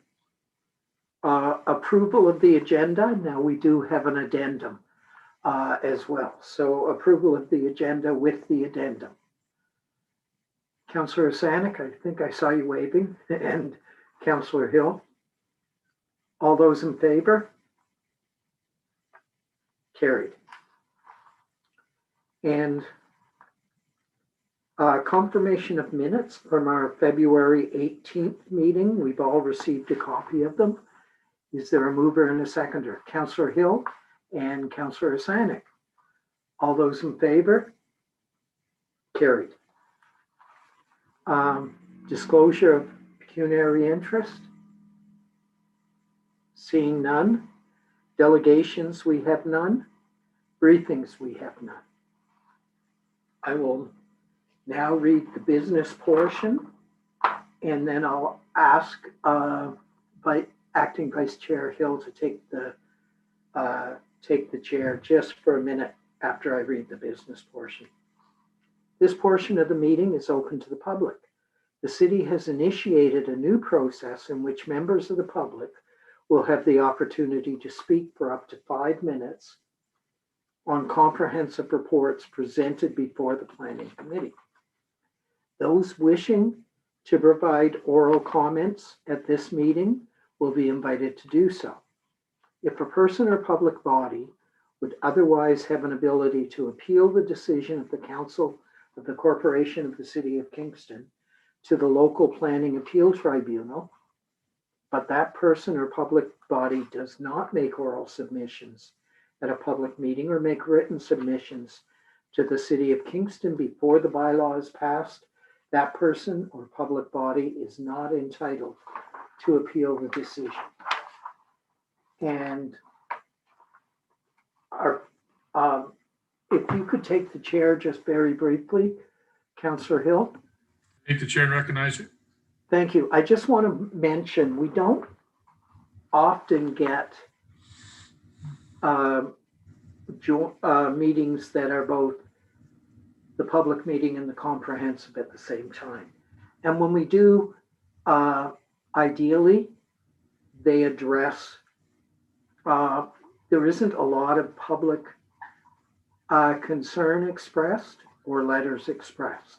When there is, in the past, and it's perfectly legitimate, if members of the committee wish to defer an issue because they have a sense that the questions or what was sought as information in the correspondence received hasn't been met satisfactorily, then a deferral is in order. Now, as the chair, I won't be moving that, but it's up to the committee to make that judgment. So, if you could return the chair. Return the chair. Thank you. The first item that we have before us is 182 Baguette Street. And the recommendation is before us in the comprehensive report. Mr. Prell, I believe you're and I do see you now, and I believe you're the planner on this file. If you would like to speak to us regarding that, that would be great. Absolutely. Through you, Mr. Chair. I have my own presentation I've prepared, and I'm just going to do a couple select slides here. Thank you, Blair. If you don't mind jumping down to slide 6 for me, because Ms. Coletti has already covered most of the major details there. Fantastic. Thank you so much. So I just wanted to quickly go over what the surrounding context is. So this is in the B zone of 8499, which is intended for multi-residential developments and is to permit future upzoning properties that are currently 1 and 2 family dwellings, which are currently subject to the A zone, which is a 1 and 2 family zone, into higher density developments and other non-residential community uses. Of note, the B zone is the parent zone of the existing zone of B.303. And this means that relevant regulations not addressed by site-specific regulations default to the B zone. So moving on to the existing here, the subject property is unique due to the limited land area, as discussed earlier, and the property to the left, 111 William, is a single-family house, and 184, which is currently would be on the vacant of buildings parcel, would be eventually a single-family as well. So now to focus on some of the actual regulations that would be changing here, I just want to note right off the bat that the setbacks are going to be the same as the existing zone, so will the height. The lot coverage is increasing by 1%, just due to provide additional flexibility for a deck redevelopment they're proposing for Unit 2. And the minimum rear yard is being removed due to a different planning regulation that we consider both fronts that face the street are considered front yards and the 2 other sides of the building are considered side yards with no rear yard. And they're removing the outdoor amenity space regulation here because it is not adequate or not appropriate for this property, as it is almost entirely covered by buildings. If you'd like to see a bit more information, you can of course look at the discussion section of the report and Exhibit A for the entire bylaw that is proposed here. But I did want to note a couple regulations that are going to be changing here for your knowledge. So as mentioned by Ms. Coletti earlier, the private space amenity regulations are going to be used instead of the communal amenity regulations typically seen in multifamily developments. As mentioned earlier, that will be in the basement, the balcony area, and indoor/den areas as well. The parking regulations have a small change where 1 accessible parking space is being removed, as it is not a commercial property and is not required at this time. Density regulations have been added to make sure that the 3-unit property is maintained as a 3-unit property. Landscape open space regulations are added here to coincide with the 2017 addition of our landscape open space requirements, which weren't in existence when the original zone of B.303 was in existence. So that was clarified. So in addition to that, projection regulations have been added, meaning the deck on the north of the property and to the west of the property are added to basically harmonize with the existing zoning regulations for projections. Bicycle head clearance has been reduced, as it would, the bicycle storage area would be right near a window, and we want to maintain that view outside.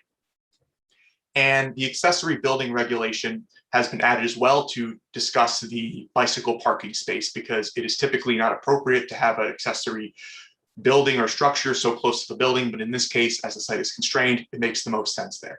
Next slide, please. So before I get going here, I know there's a lot going on here on the slide, but just to take a look at the image itself, I would like to discuss a bit about how the site will function appropriately. So if you take a look at the light purple here, that denotes the legal access between the property to the north, which is 194 Baguette Street, and the future 182. And that would be able to be used to enter for those 3 spaces that are on the adjacent property there, as noted in the red in the top left-hand corner. And as you can see at the center portion of the light purple, that would be where the people and future residents would be able to go and access their bikes and would be able to have access to the second proposed unit. As you can see right below there is the proposed bicycles parking area. When now looking at the red, you can see the major red square at the bottom right is the actual property itself. And if you look at the parking spaces to the left, those are the 4 parking spaces that are provide legal access for the property there.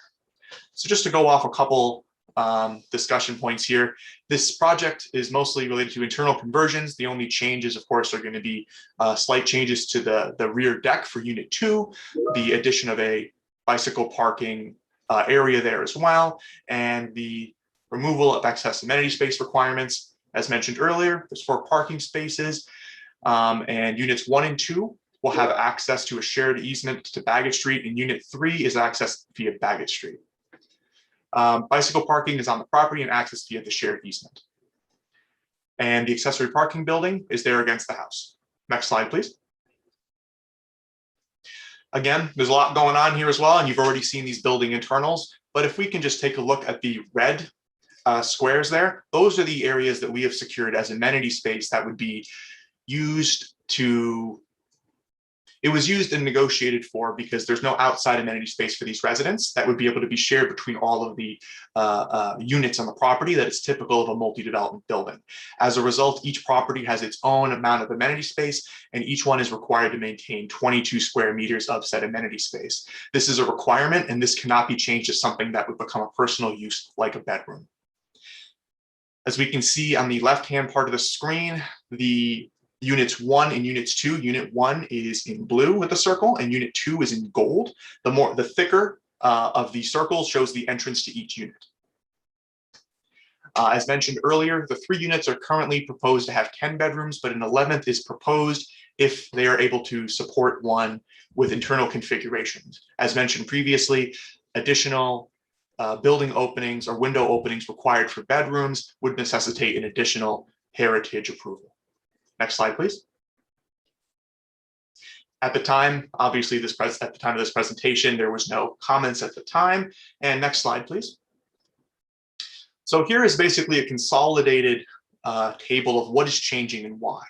As we can see at the first one here, the permitted uses would be changing from professional office on the ground, basement / floor, and the upper floor is residential unit to a 3-unit dwelling.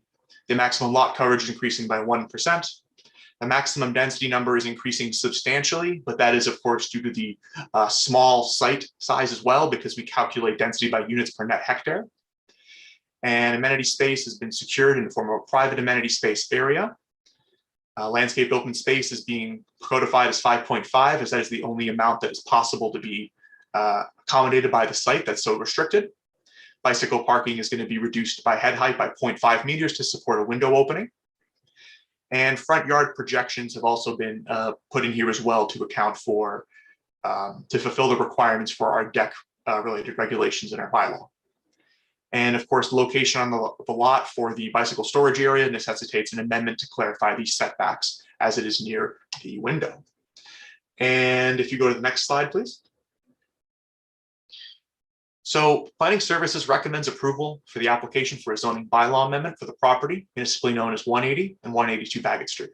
The proposed internal conversion to facilitate a 3-unit multi-residential building is compatible in terms of its use and built form with the existing neighborhood and will not result in negative impacts. The proposed development will also increase the city's housing supply within the urban boundary and will contribute to the city's goal of having 40% of new residential development occurring through intensification. The proposed bylaw amendment is consistent with the Provincial Policy Statement 2020 and conforms to the City of Kingston's official plan. Next slide, please. As mentioned earlier, the next steps of this application, if it were approved in this fashion, would be to rezone the property, of course, and would be to have this project go through a site plan approval, which is currently already being reviewed by the city and was submitted on June 18th, 2020. And the site plan control is nearing its draft site plan control agreement phase. And that would be it. So thank you very much for your time. If you have further questions, please don't hesitate to ask. Thank you.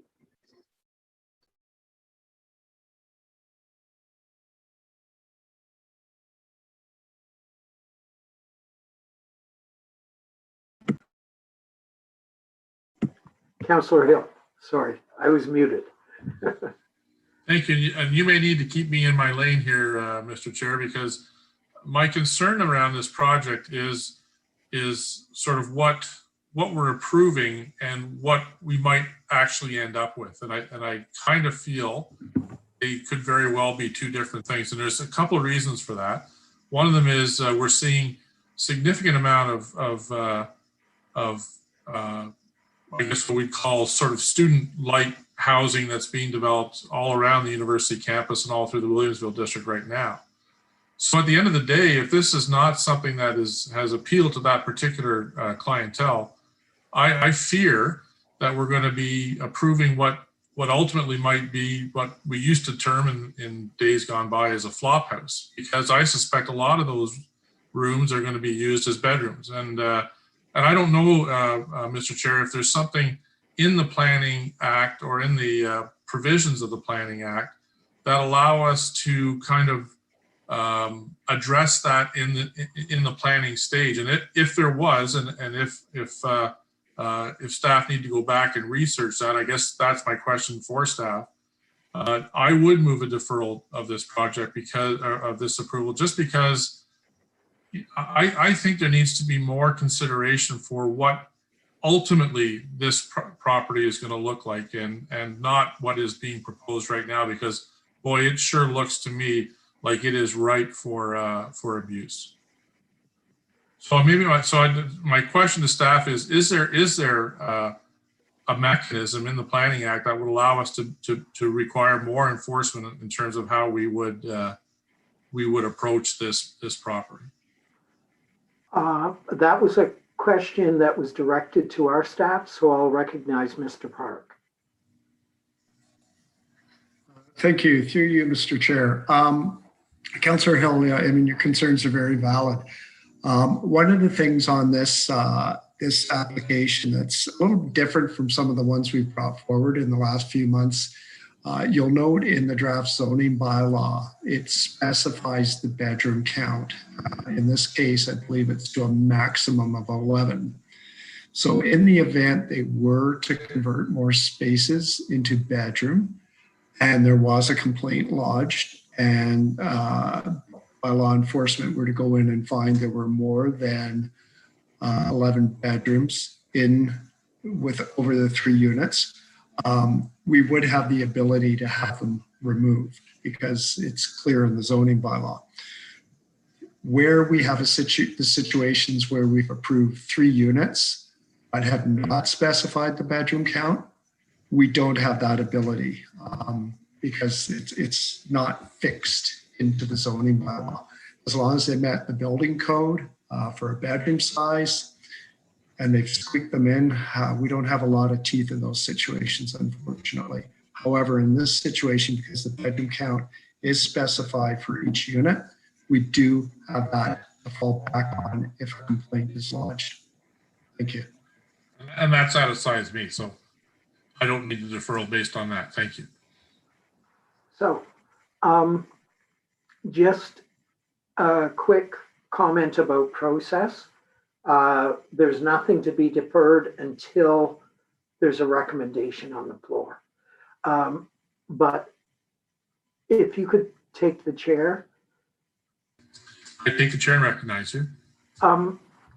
Mr. Park, is it possible, because I share some of Councillor Hill's, when this is only complaint driven, and I mean, if I was a landlord with 4 rooms that could be bedrooms and they're $700 a bedroom is the going rate, that would be mighty, mighty tempting. So I'm just wondering, is there a way that we can put it within the zoning bylaw, the ability for bylaw enforcement to have access twice a year to the property? I see Ms. Agnew has her hand up, so we'll defer to Ms. Agnew. Ms. Agnew? Thank you, and through you, and certainly if Mr. Park has anything to add, happy to. Didn't mean to jump the queue there. I do happen to have a little bit more background on enforcement just based on my time with the city.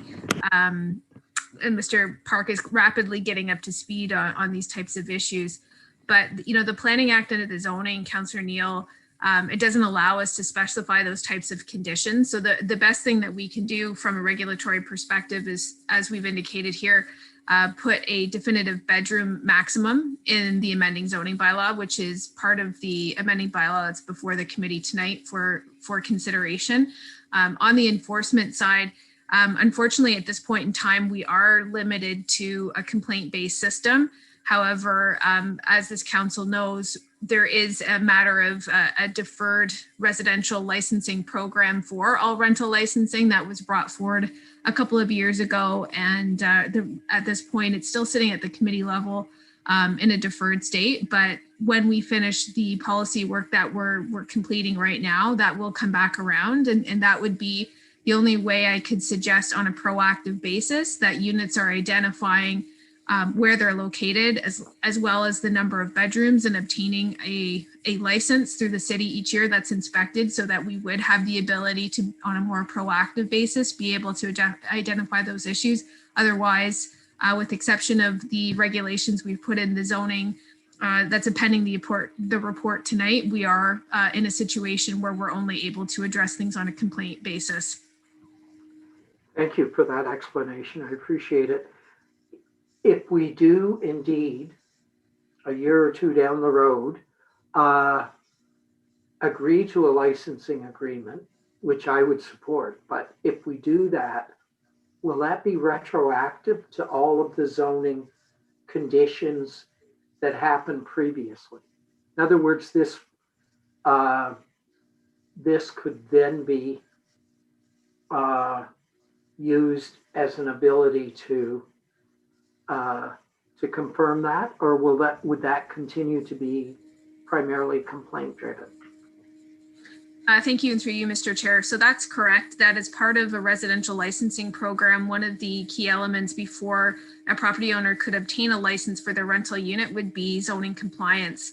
So each unit would be evaluated against the zoning that's in place, regulating that unit. And it would also be cross-referenced with legal building permits that we have on file. So we would be able to obtain, through looking at our records and also site visits, if there has been some modification to the property post city permissions, that we would be able to address through a regulatory and enforcement process. Thank you very much. I appreciate that. And I return the chair. Thank you. Any further questions from the committee or comments? Yes, Councillor Hutchison.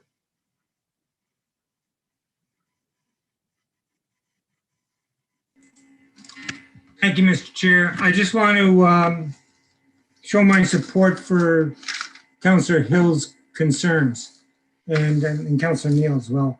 And we discussed this back in February in relationship to this residential units. And in my experience, they're not complained about. In one case, I had staff go back. This was a few years ago. I don't know. They went back 2 or 3 times to make sure there was this secondary unit as big as a house, frankly. And they went back to find out whether there was a stove plug in the kitchen. But I think it was just a matter of time. And of course, the people in there, they weren't going to complain because they weren't the tenants. The actual owners were in the secondary unit. And the students were in the front part of the older house on the lot. So I really like the idea of the rental license. We got sort of detoured from that once before, and we just to make sure we're not detoured again. It can be worked out. It's in other cities.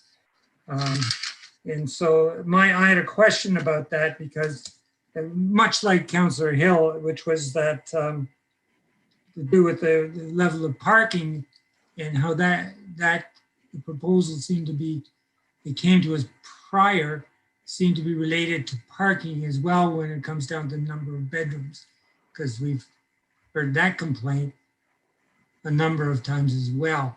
Is my memory right on that, Ms. Agnew? Thank you, and through you, Mr. Chair. Sorry, Councillor, if you could just clarify your question. Sorry. We're looking to limit the number of bedrooms in a unit for a number of reasons. And I couldn't remember whether parking and parking spaces, that was intimately related to that as well, correct? And yeah, sorry, thank you for clarifying. So right now in our zoning, the way that our parking requirements are calculated, they're on a per unit basis, not on a per bedroom basis. But what we have talked about as part of the new zoning bylaw, bringing forward the consideration of a different way to look at how we calculate parking minimums or parking requirements, thinking about a per bedroom consideration. So that may be where the confusion is. It's the difference between what we have now, which is on a per unit basis, versus what we've been asked to look at, which would be potentially a future consideration on a per bedroom basis. Right. So the nature of my question was, if this was under the proposed changes, this application, how many bedrooms would be allowed? Can you tell me that? If you can, I can understand. It's not what you came prepared for, but. Sorry, that would be based on the potential new zoning bylaw, or what we were discussing at the last meeting about additional residential units or second residential unit changes. The new zoning bylaw, is that more of what you're asking? I think I'm asking both. What I'm trying to do is highlight what this is proposing or potentially proposing, to look at it from Councillor Hill's point of view, and what is actually going to happen here. Right. So this is going to get a little bit confusing, but because this is a 3-unit building that's in a B zone, that is outside of what we just had the public meeting on at the last planning committee, in which we're bringing the report back on March 25th for second units. So that's more so regulating second units in zones that are more low density. So that would be A zones. This is a B zone, which is different. So based on what we brought forward at the last public meeting for 3-unit or triplex type scenarios, what we initially put out for public discussion and for discussion with the committee would be a 15-bedroom maximum for a 3-unit building.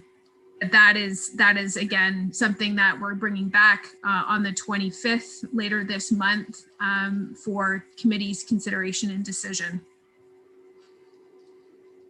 Right, and that as it relates to secondary residential units, what would happen under the proposed the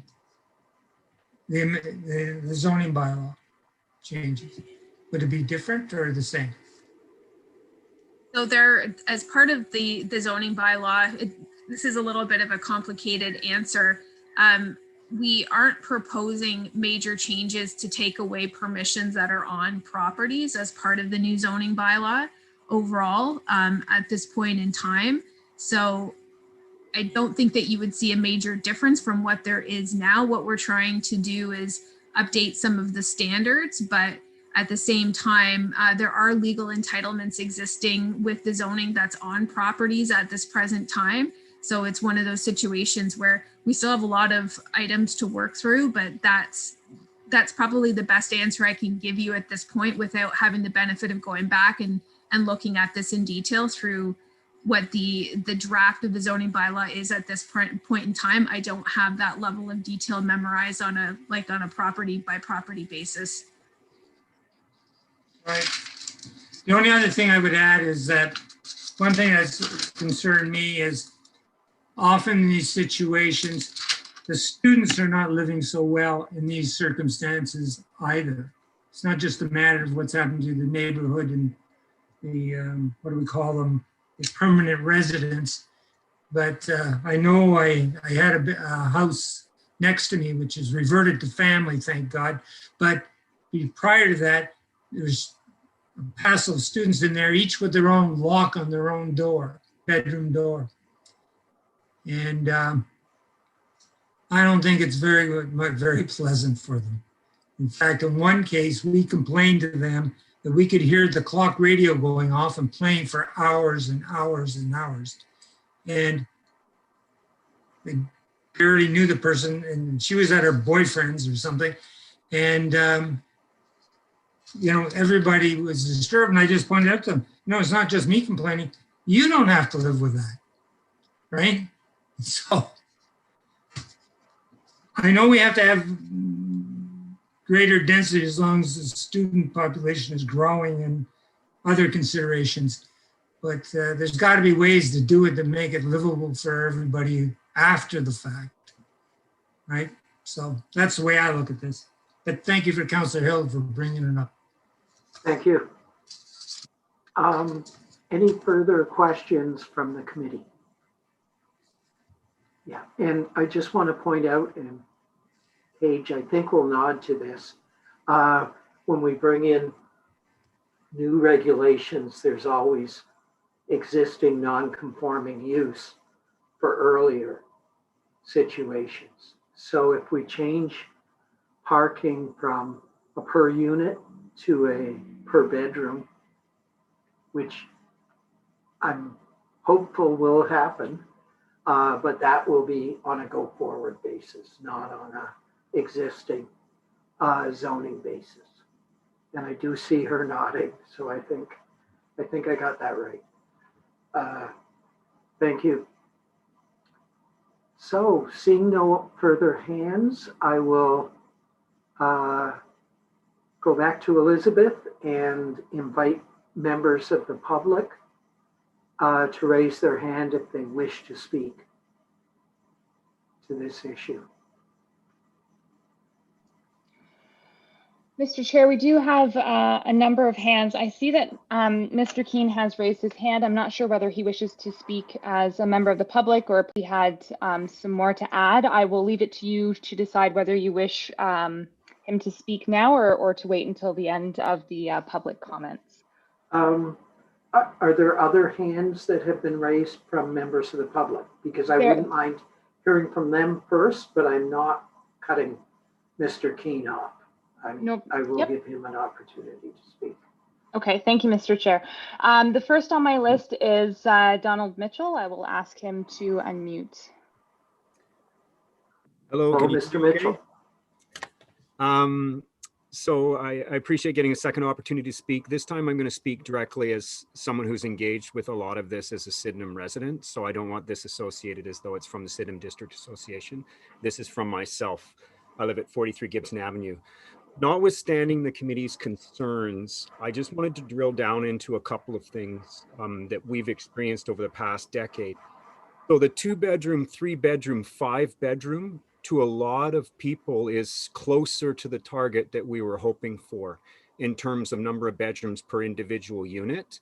And that's notwithstanding the concerns about things that could be converted. So I think we have to be careful here looking at a maximum of 11 bedrooms or 10 bedrooms.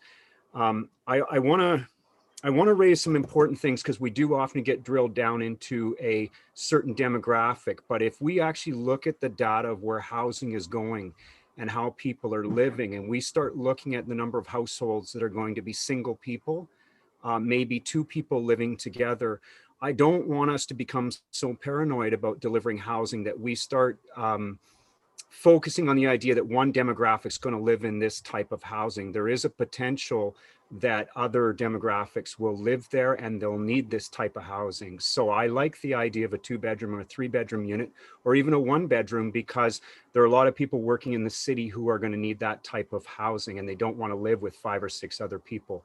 I had the benefit of seeing this at Heritage Kingston, newly on the committee. So I just wanted to speak to the quality of the proposal and the way it was arranged and how much it's like threading a needle to pick where a window opening is going to be. And you're only allowed to fill in certain places or open up certain places. You know, you can very, very rarely on a fronted street, you might be able to open up another opening. And so there was a lot of thought, in my opinion, put into this. And anecdotally, as someone who walks the district every day from home to work, anecdotally, there's a lot to suggest that new and quality performs better in terms of adverse impacts than does old sloppy renovation type housing. And so this one had quality to it. And so I'm going to be optimistic and say that I would hope that would work out. In terms of all of the pieces of policy and various initiatives to try to make all this housing perform better, I put my trust in staff. We've been talking about this for 6 or 7 years. We're going to need council and committee to really deliver all of these different pieces, but no one piece is going to solve it on their own. It's going to take everything from residential licensing to bedroom limits in reasonable ways and all of the other initiatives to try to bring this about. In terms of parking, we have to keep in mind that everything is trending the other way and that parking is going to be less and less of a requirement. So I wanted to mention that. And the final thing I'll mention is that this is fronted on a very major street.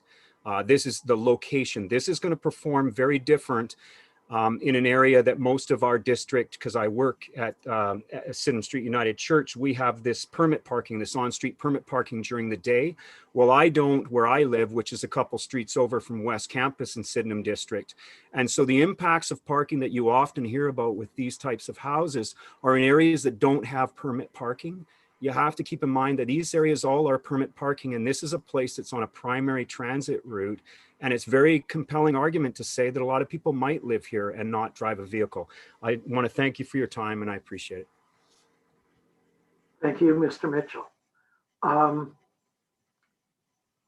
Yes, are there any other members of the public? Mr. Chair, there is another hand up. I'm going to ask Doug McPhee if you would like to unmute. Mr. McPhee, the floor is yours. All right, thanks. So I'm the father of Megan McPhee at 111 William, and I also am part owner of 111 William. As a bit of background, I'm a University of Waterloo graduate. I came through their architecture program. And so I was quite interested in looking at the proposed designs and also looking at the kind of the history of this. And I noticed, to me, the intent is to maximize the number of bedrooms in this building. I think the original request was to have 4 units, so I think the 3rd floor would probably have been converted into more bedrooms. So glad to see it went down to 3. The plans that were circulated and that I got showed 3 bedrooms in each of the 1st floor units. Seems like at last minute, one of the bedrooms on one of the units got relabeled as a den. So I'm not sure why that happened, and I expect it really would actually be used as a bedroom. The bathroom situations just I find a little bit strange. There, even if it's just 3 bedrooms in each of these units, it's a single bathroom with just 1 shower, no tub. One of the ground floor units that has an extra bathroom in the basement, all that has is a toilet and a couple of urinals. There's no shower there. So again, you're looking at each of these units with 3 bedrooms, potentially 5 if there's illegal conversion of the basement bedrooms, basement rooms. And so you've got 5 people trying to share 1 shower in the morning. It's very difficult. So to me, this is clearly not designed for family or couples or singles. This is designed for high intensity or high density housing. So that, I guess I would just summarize and say, me, if it looks like a duck and it walks like a duck and it quacks like a duck, it's probably a duck. Thank you very much, Mr. McPhee. Any further? Yes, Elizabeth. Mr. Chair, I'm not seeing any more hands. I'm just going to ask members of the public if there's anyone else who wishes to speak at this time, if they could please raise their hand. And I will recognize, if there aren't any more hands, our planner, and then we'll go to Mr. Keene to address some of the questions that have been asked. Mr. Chair, there are no further hands. Thank you very much. So, Mr. Prell, did you want to address any of the questions asked or comments made? Through you, Mr. Chair. One of the comments that I do think is worth bringing up again is that the basement that was mentioned earlier, that there used to be 4 units. The original proposal had the basement to have a future change to add a 4th unit, subject to a study to prove that there would not be any sewage or sewage backflow into the basement itself because of the constraint area that it's in, to which the city did not approve that. So we've restricted it back to 3. And so that is where it will remain as such if it is approved today as is. Regarding the parking that Mr. Mitchell brought up, I believe it was Mr. Mitchell. He is correct that that is the trend that we're going in with the parking reduction here, and he is correct again to say that this is on a extremely well connected transit route. It is within about 150 meters of express and non-express bus routes, and bicycle parking is on site. So there are plenty of alternatives for alternative transit here as well. And believe it or not, it is still, the property is within 600 meters, which is the walking distance definition of our official plan of Queen's University's campus. So even somewhere that is as far as that, it is considered by our official plan walkable. So the parking concern is well taken because of the amount of units that could be proposed here, but there are plenty of alternatives to satisfy that potential demand that looks like it could not be satisfied on site. And as mentioned by Ms. Coletti earlier, that a one additional parking space is provided in excess of what is actually required. So additional spaces are actually put on this spot here. That would be mostly it for me there. So with that in mind, I will yield it back. And if anyone else has questions or concerns, please let me know. Thank you, Mr. Prout. I'll now recognize Mr. Keene, who is the proponent's planner. If you can address some of those questions and comments, that would be great. Thank you, Mr. Chair, and I hope to provide a little bit more comfort to the committee regarding this application, because we had an opportunity to connect with the owner of the property during the second public meeting as well. So I would like to just maybe start with some of the points that the owner brought to our attention, and you can take them for whatever they're worth, because an owner is obviously a moment in time. But what I want to tell you about is that our owner is a doctor and a teacher and a fireman at the city of Kingston. And so as a fireman, he understands the importance of building code and illegal bedrooms, not only from the fact that they're illegal from a building code perspective, but that they're unsafe. And so as much as that's a current owner talking, he just wants to assure the committee that he has absolutely no intention of converting any of those other spaces to other bedrooms. What I hope the committee will appreciate is that this is a heritage building that for a very long time was operated as a doctor's office. And at one point that doctor's office extended all the way over to 111 William, and 111 William had an addition on the back. It was a very large clinic that over time has shrunk. And so what we're left with in the basement is all of those leftover clinic rooms. We're showing you plans the way they are today. It's possible some of those walls could get removed to make a bigger gym or a bigger, TV room, whatever the case might be. But I think you've got to give credit to the planning department. They have put the full belt and suspenders on this zoning bylaw amendment that is before you.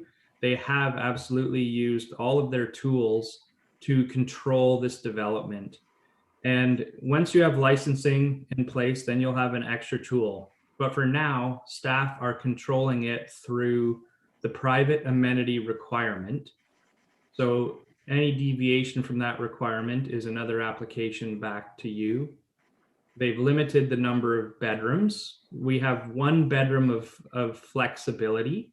The main reason that main floor unit that was brought up now says a den rather than a bedroom is because the Heritage Committee would not allow us to put a window in that room. So that dropped that unit from being a 3-bedroom unit to a 2-bedroom unit.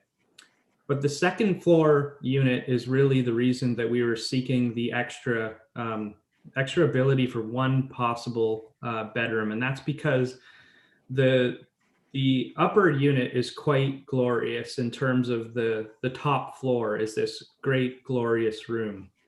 And right now the owner has no intentions of renovating that room. That was not where they were proposing the 4th unit. The 4th unit we were actually proposing was down in the basement, and it was through the sewage issues that we backed away from that, and planning staff have put those controls in place. So I believe, and I can tell you for honestly what I thought would be a very straightforward, simple application. It's been through 3 technical iterations to, various versions with Heritage Committee. Matt Gervin is the designer. He's been heavily involved with this project. He has Heritage clout as far as I'm concerned. The owner is just looking forward to doing the renovations and turning this back into a beautiful home for 3 different people to live in.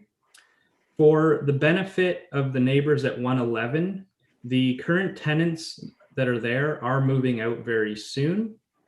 There are plans to fix that balcony up because it is in poor repair right now. So that is part of the plans in terms of doing some of these changes and restorations. And what he also wanted to assure, and I'm not sure how we make this happen, but the owner wants to make sure that the owners of 111 directly have his phone number, so that if there's ever complaints with his tenants, he'll deal with it himself. So I'm telling that to these owners because I know they're on the call right now, but I'm also telling that to the committee. We'll do what we can to connect these 2 owners and make sure that this relationship can only improve in the future. So I hope that assists the committee with some of the questions that you may have. And I hope at the end of the day, you'll see fit to really restore this building to a residential use in an area that has always been defined for a multi-family dwelling. Thanks for the chance to comment. Thank you, Mr. Keane. Yes, Councillor Asanic. Thank you, Mr. Chair. Through you, Mr. Keane, I didn't hear you address the question of washrooms and the washroom on the 2nd floor, right? So it looks like it's true. It's just a toilet. So for the apartment, then like for the 5 bedrooms in the 3rd apartment, what goes on with the washroom on the 2nd floor? Thank you.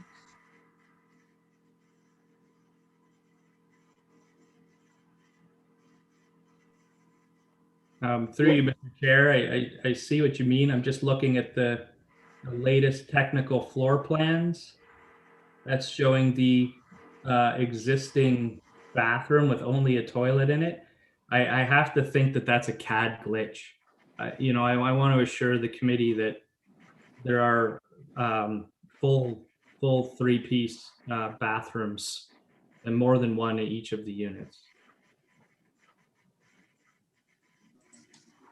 Okay, thank you. Through you, Mr. Chair. So for the 5-bedroom unit, then it would have more than one washroom because the 5-bedroom unit is 2nd floor and 3rd floor, right? And, oh, it does say existing ensuite washroom up on the 3rd floor. Okay. All right. Thank you. Thank you.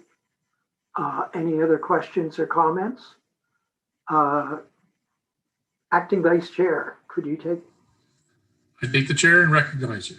Great. Just before we get a mover and a shaker for the recommendation, I just want to, and this won't come as a surprise with Mr. Keane, because I almost always bring this up.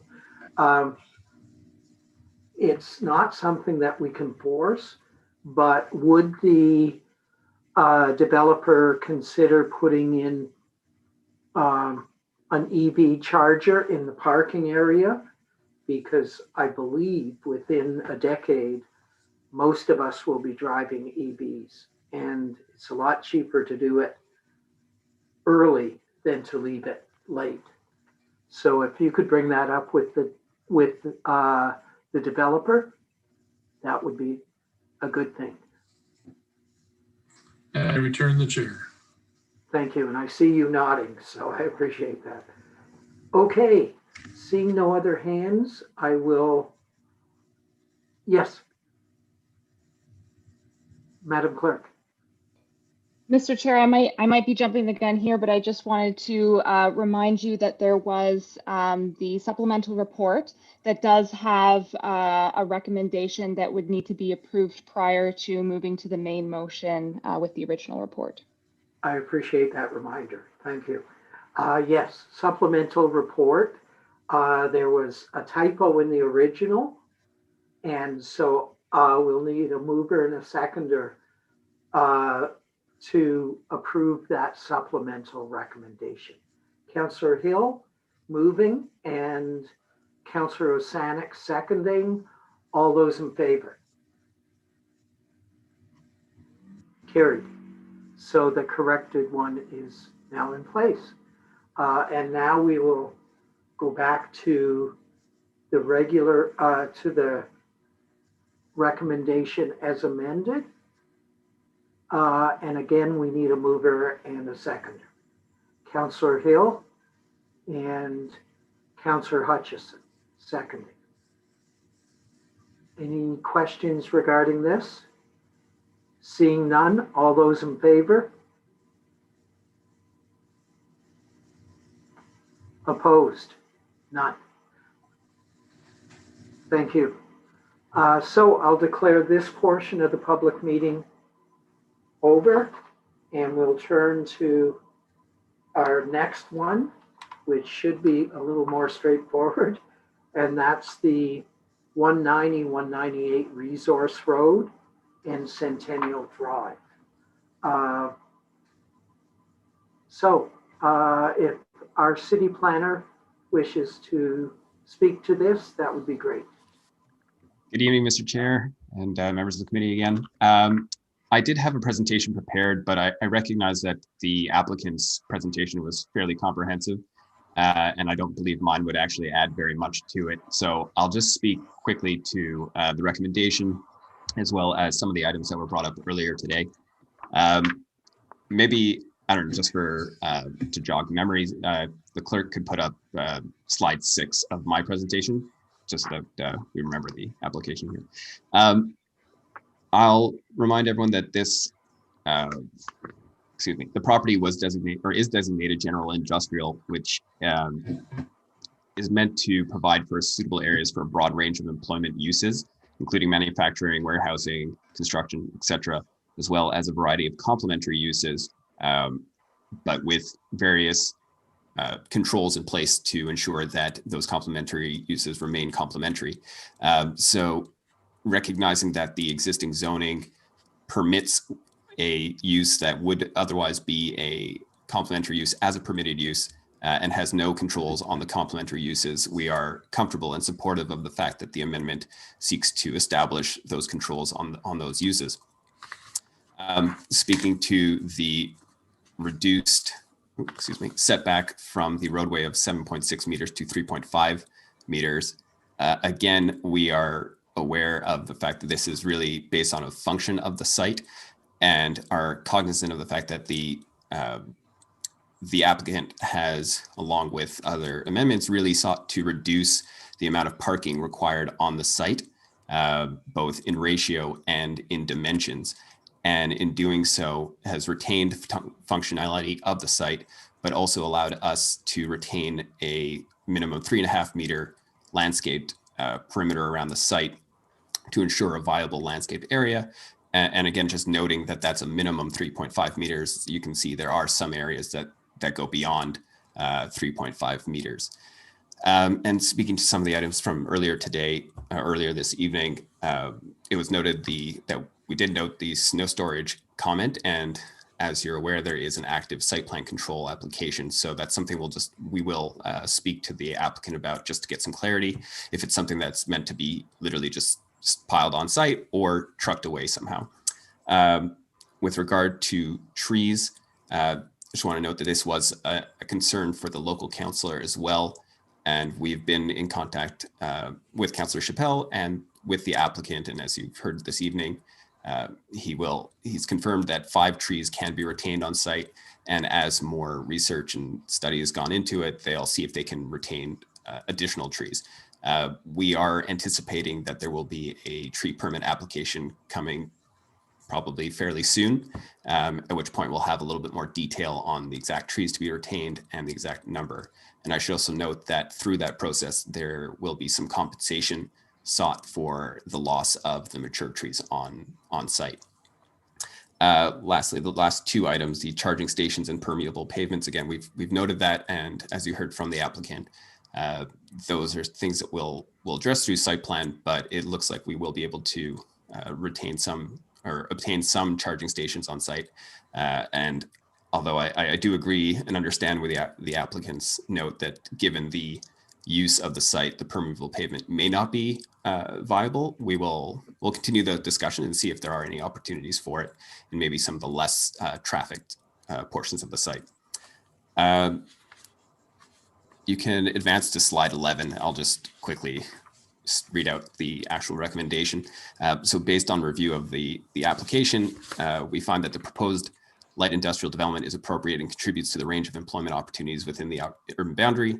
The proposal offers a variety of unit sizes, adding to the diversity of the city's business parks. The proposed zoning bylaw amendment is consistent with the provincial policy statement and official plan and constitutes good land use planning.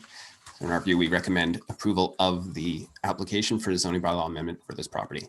If there are any other questions, I'm happy to answer them. Thank you. Thank you. Any further questions or comments? Yes, Councillor Osanek. Mr. Chair, just one thing to add that I should have added previously is just for the tree removal, just to respect the Bird Migratory Act.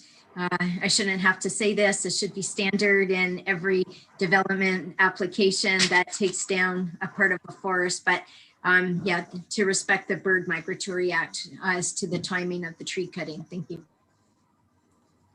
Yes, through you, Mr. Chair, I should have noted that myself. That was also something that the local councillor brought up. We have addressed or communicated that to the applicant and they are aware. So we will work to try to work outside of those, or for them to work outside of those time periods. Thank you very much. It's been a long night and I can't remember if we've moved and seconded this motion yet. No. I don't believe we have. Okay, thank you. Councillor Hill has moved and Councillor Osanek has seconded. Yes. Sorry, Mr. Chair. Before we go in and actually move the recommendation, perhaps we could just quickly check in with members of the public in case they have anything that they would like to add. I am fading out here. Thank you very much. Are there any members of the public that wish to speak? I know we didn't receive any correspondence, but perhaps someone from the public wishes to speak. Mr. Chair, there are no hands, so I'm going to say that no one does wish to speak at this time. Thank you very much. So I wasn't being totally presumptuous. So I believe Councillor Hill was moving and Councillor Osanek was seconding.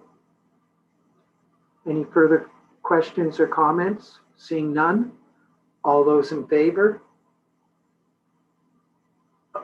And carried. And our last bit of business tonight is, I believe, an information report in item C. And it's the new zoning bylaw phase 3 timeline. And it's the report of the Commissioner of Community Services, which is attached. Are there any, hello, Laura. Are there any questions or comments?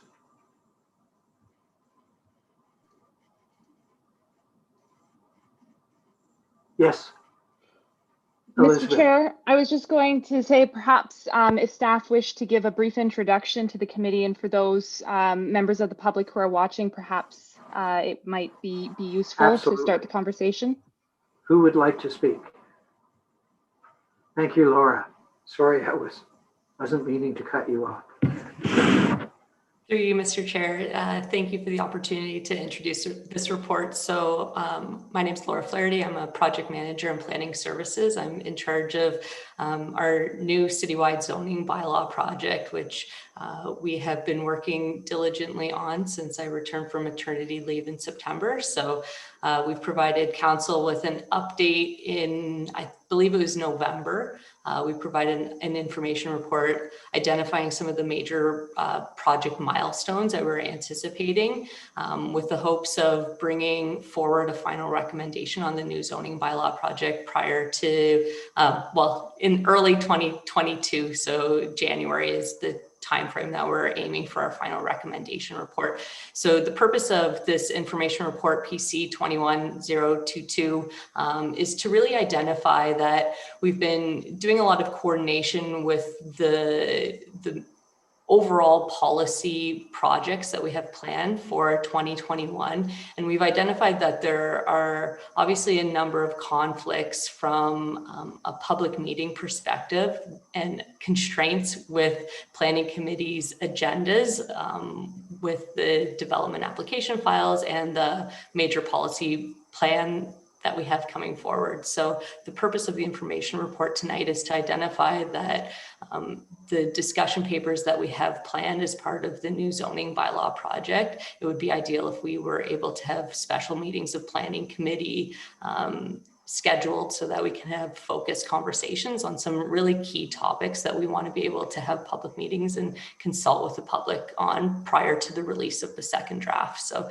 the purpose is to identify some of the major policy projects that we have coming forward, along with some of the discussion papers and 2 potential dates for special meetings of planning committee, which we've identified as Thursday, April 29th and Wednesday, June 23rd. So the intent would be to have 2 discussion paper topics on each one of those special committee dates. So I trust that's a pretty good introduction to the report, and I'm happy to answer any kind of questions. Thank you very much. Any questions regarding the report? Yes, Councillor Hill. Really question, just I want to commend staff for doing it this way. I think this is the right way to go. It gives us a chance to really focus in on some pretty critical issues and not get as exhausted as we seem to get with all these development applications at the same time. So although it's, you know, a few extra nights, I think it's probably, I'm sure my colleagues share my sentiment that it's a good way to go, and I think we'll get a lot of good work done. So thank you. Thank you. Good comments. Yes, Ms. Agnew.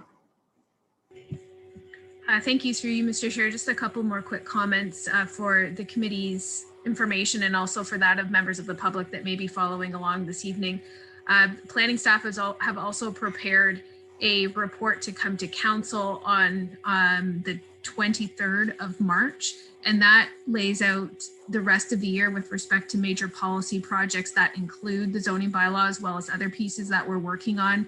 Again, trying to look at actually mapping out what the next 18 to 24 months looks like from a planning policy perspective, recognizing certainly that they're really important conversations. And there does get to be a point if we don't try to strategically manage committee agendas and also looking at how we space out the opportunity for consultation, that we run the risk of having consultation fatigue as a community at a really critical time. So we have put a lot of effort into trying to look at the entire work plan and lay it out from the year's perspective. And also on that front, mentioned in the report, there will be a special meeting of council as well, given there's a lot of information that's vetted through this committee in particular, because it is planning committee. Oftentimes when we're bringing information reports, those are not carried forward to council. So we wanted to make sure that before we bring the zoning bylaw forward for a decision, that we have a critical touch point with council in September, and that would be following the statutory public meeting, so that council would have the ability to have a dedicated education session on the new zoning bylaw, also having the benefit of the public meeting that precedes it, so that we're able to have a really focused conversation. And then 2 or 3 months later, when we bring you the final product with recommendations, it's not the first time that other members of council that don't sit on planning committee are receiving information and having to make a decision about something that's very important for council. So just for the benefit, I know most of the councillors are already aware of that, but for members of the public, I just wanted to provide that additional information and rationale as well. Thank you very much. And thank you both for all the hard work. I've been nagging for some time about when is this coming, and it's good to see an end date in sight. I appreciate that. Elizabeth, are there any members of the public that wish to ask questions? Mr. Chair, I'm just going to remind members of the public, if they wish to speak at this time, to please raise their hand. I'm just going to give a couple of seconds to see if we get any. Mr. Chair, there appears to be no hands at this time. Thank you very much. I appreciate it. So let's declare item C as the information item completed, unless there's other questions or comments from the committee. Seeing none. We have no motions. We have no notices of motion. Any other business? Seeing none. Correspondence we've received and it's been duly noted. Any comments? Seeing none. Date and time of our next meeting, March 25th at 6 p.m. And I want to thank Elizabeth for, this is my 4th Zoom meeting, so I am somewhat exhausted, and I appreciate Elizabeth keeping me on the short and narrow as I wander off.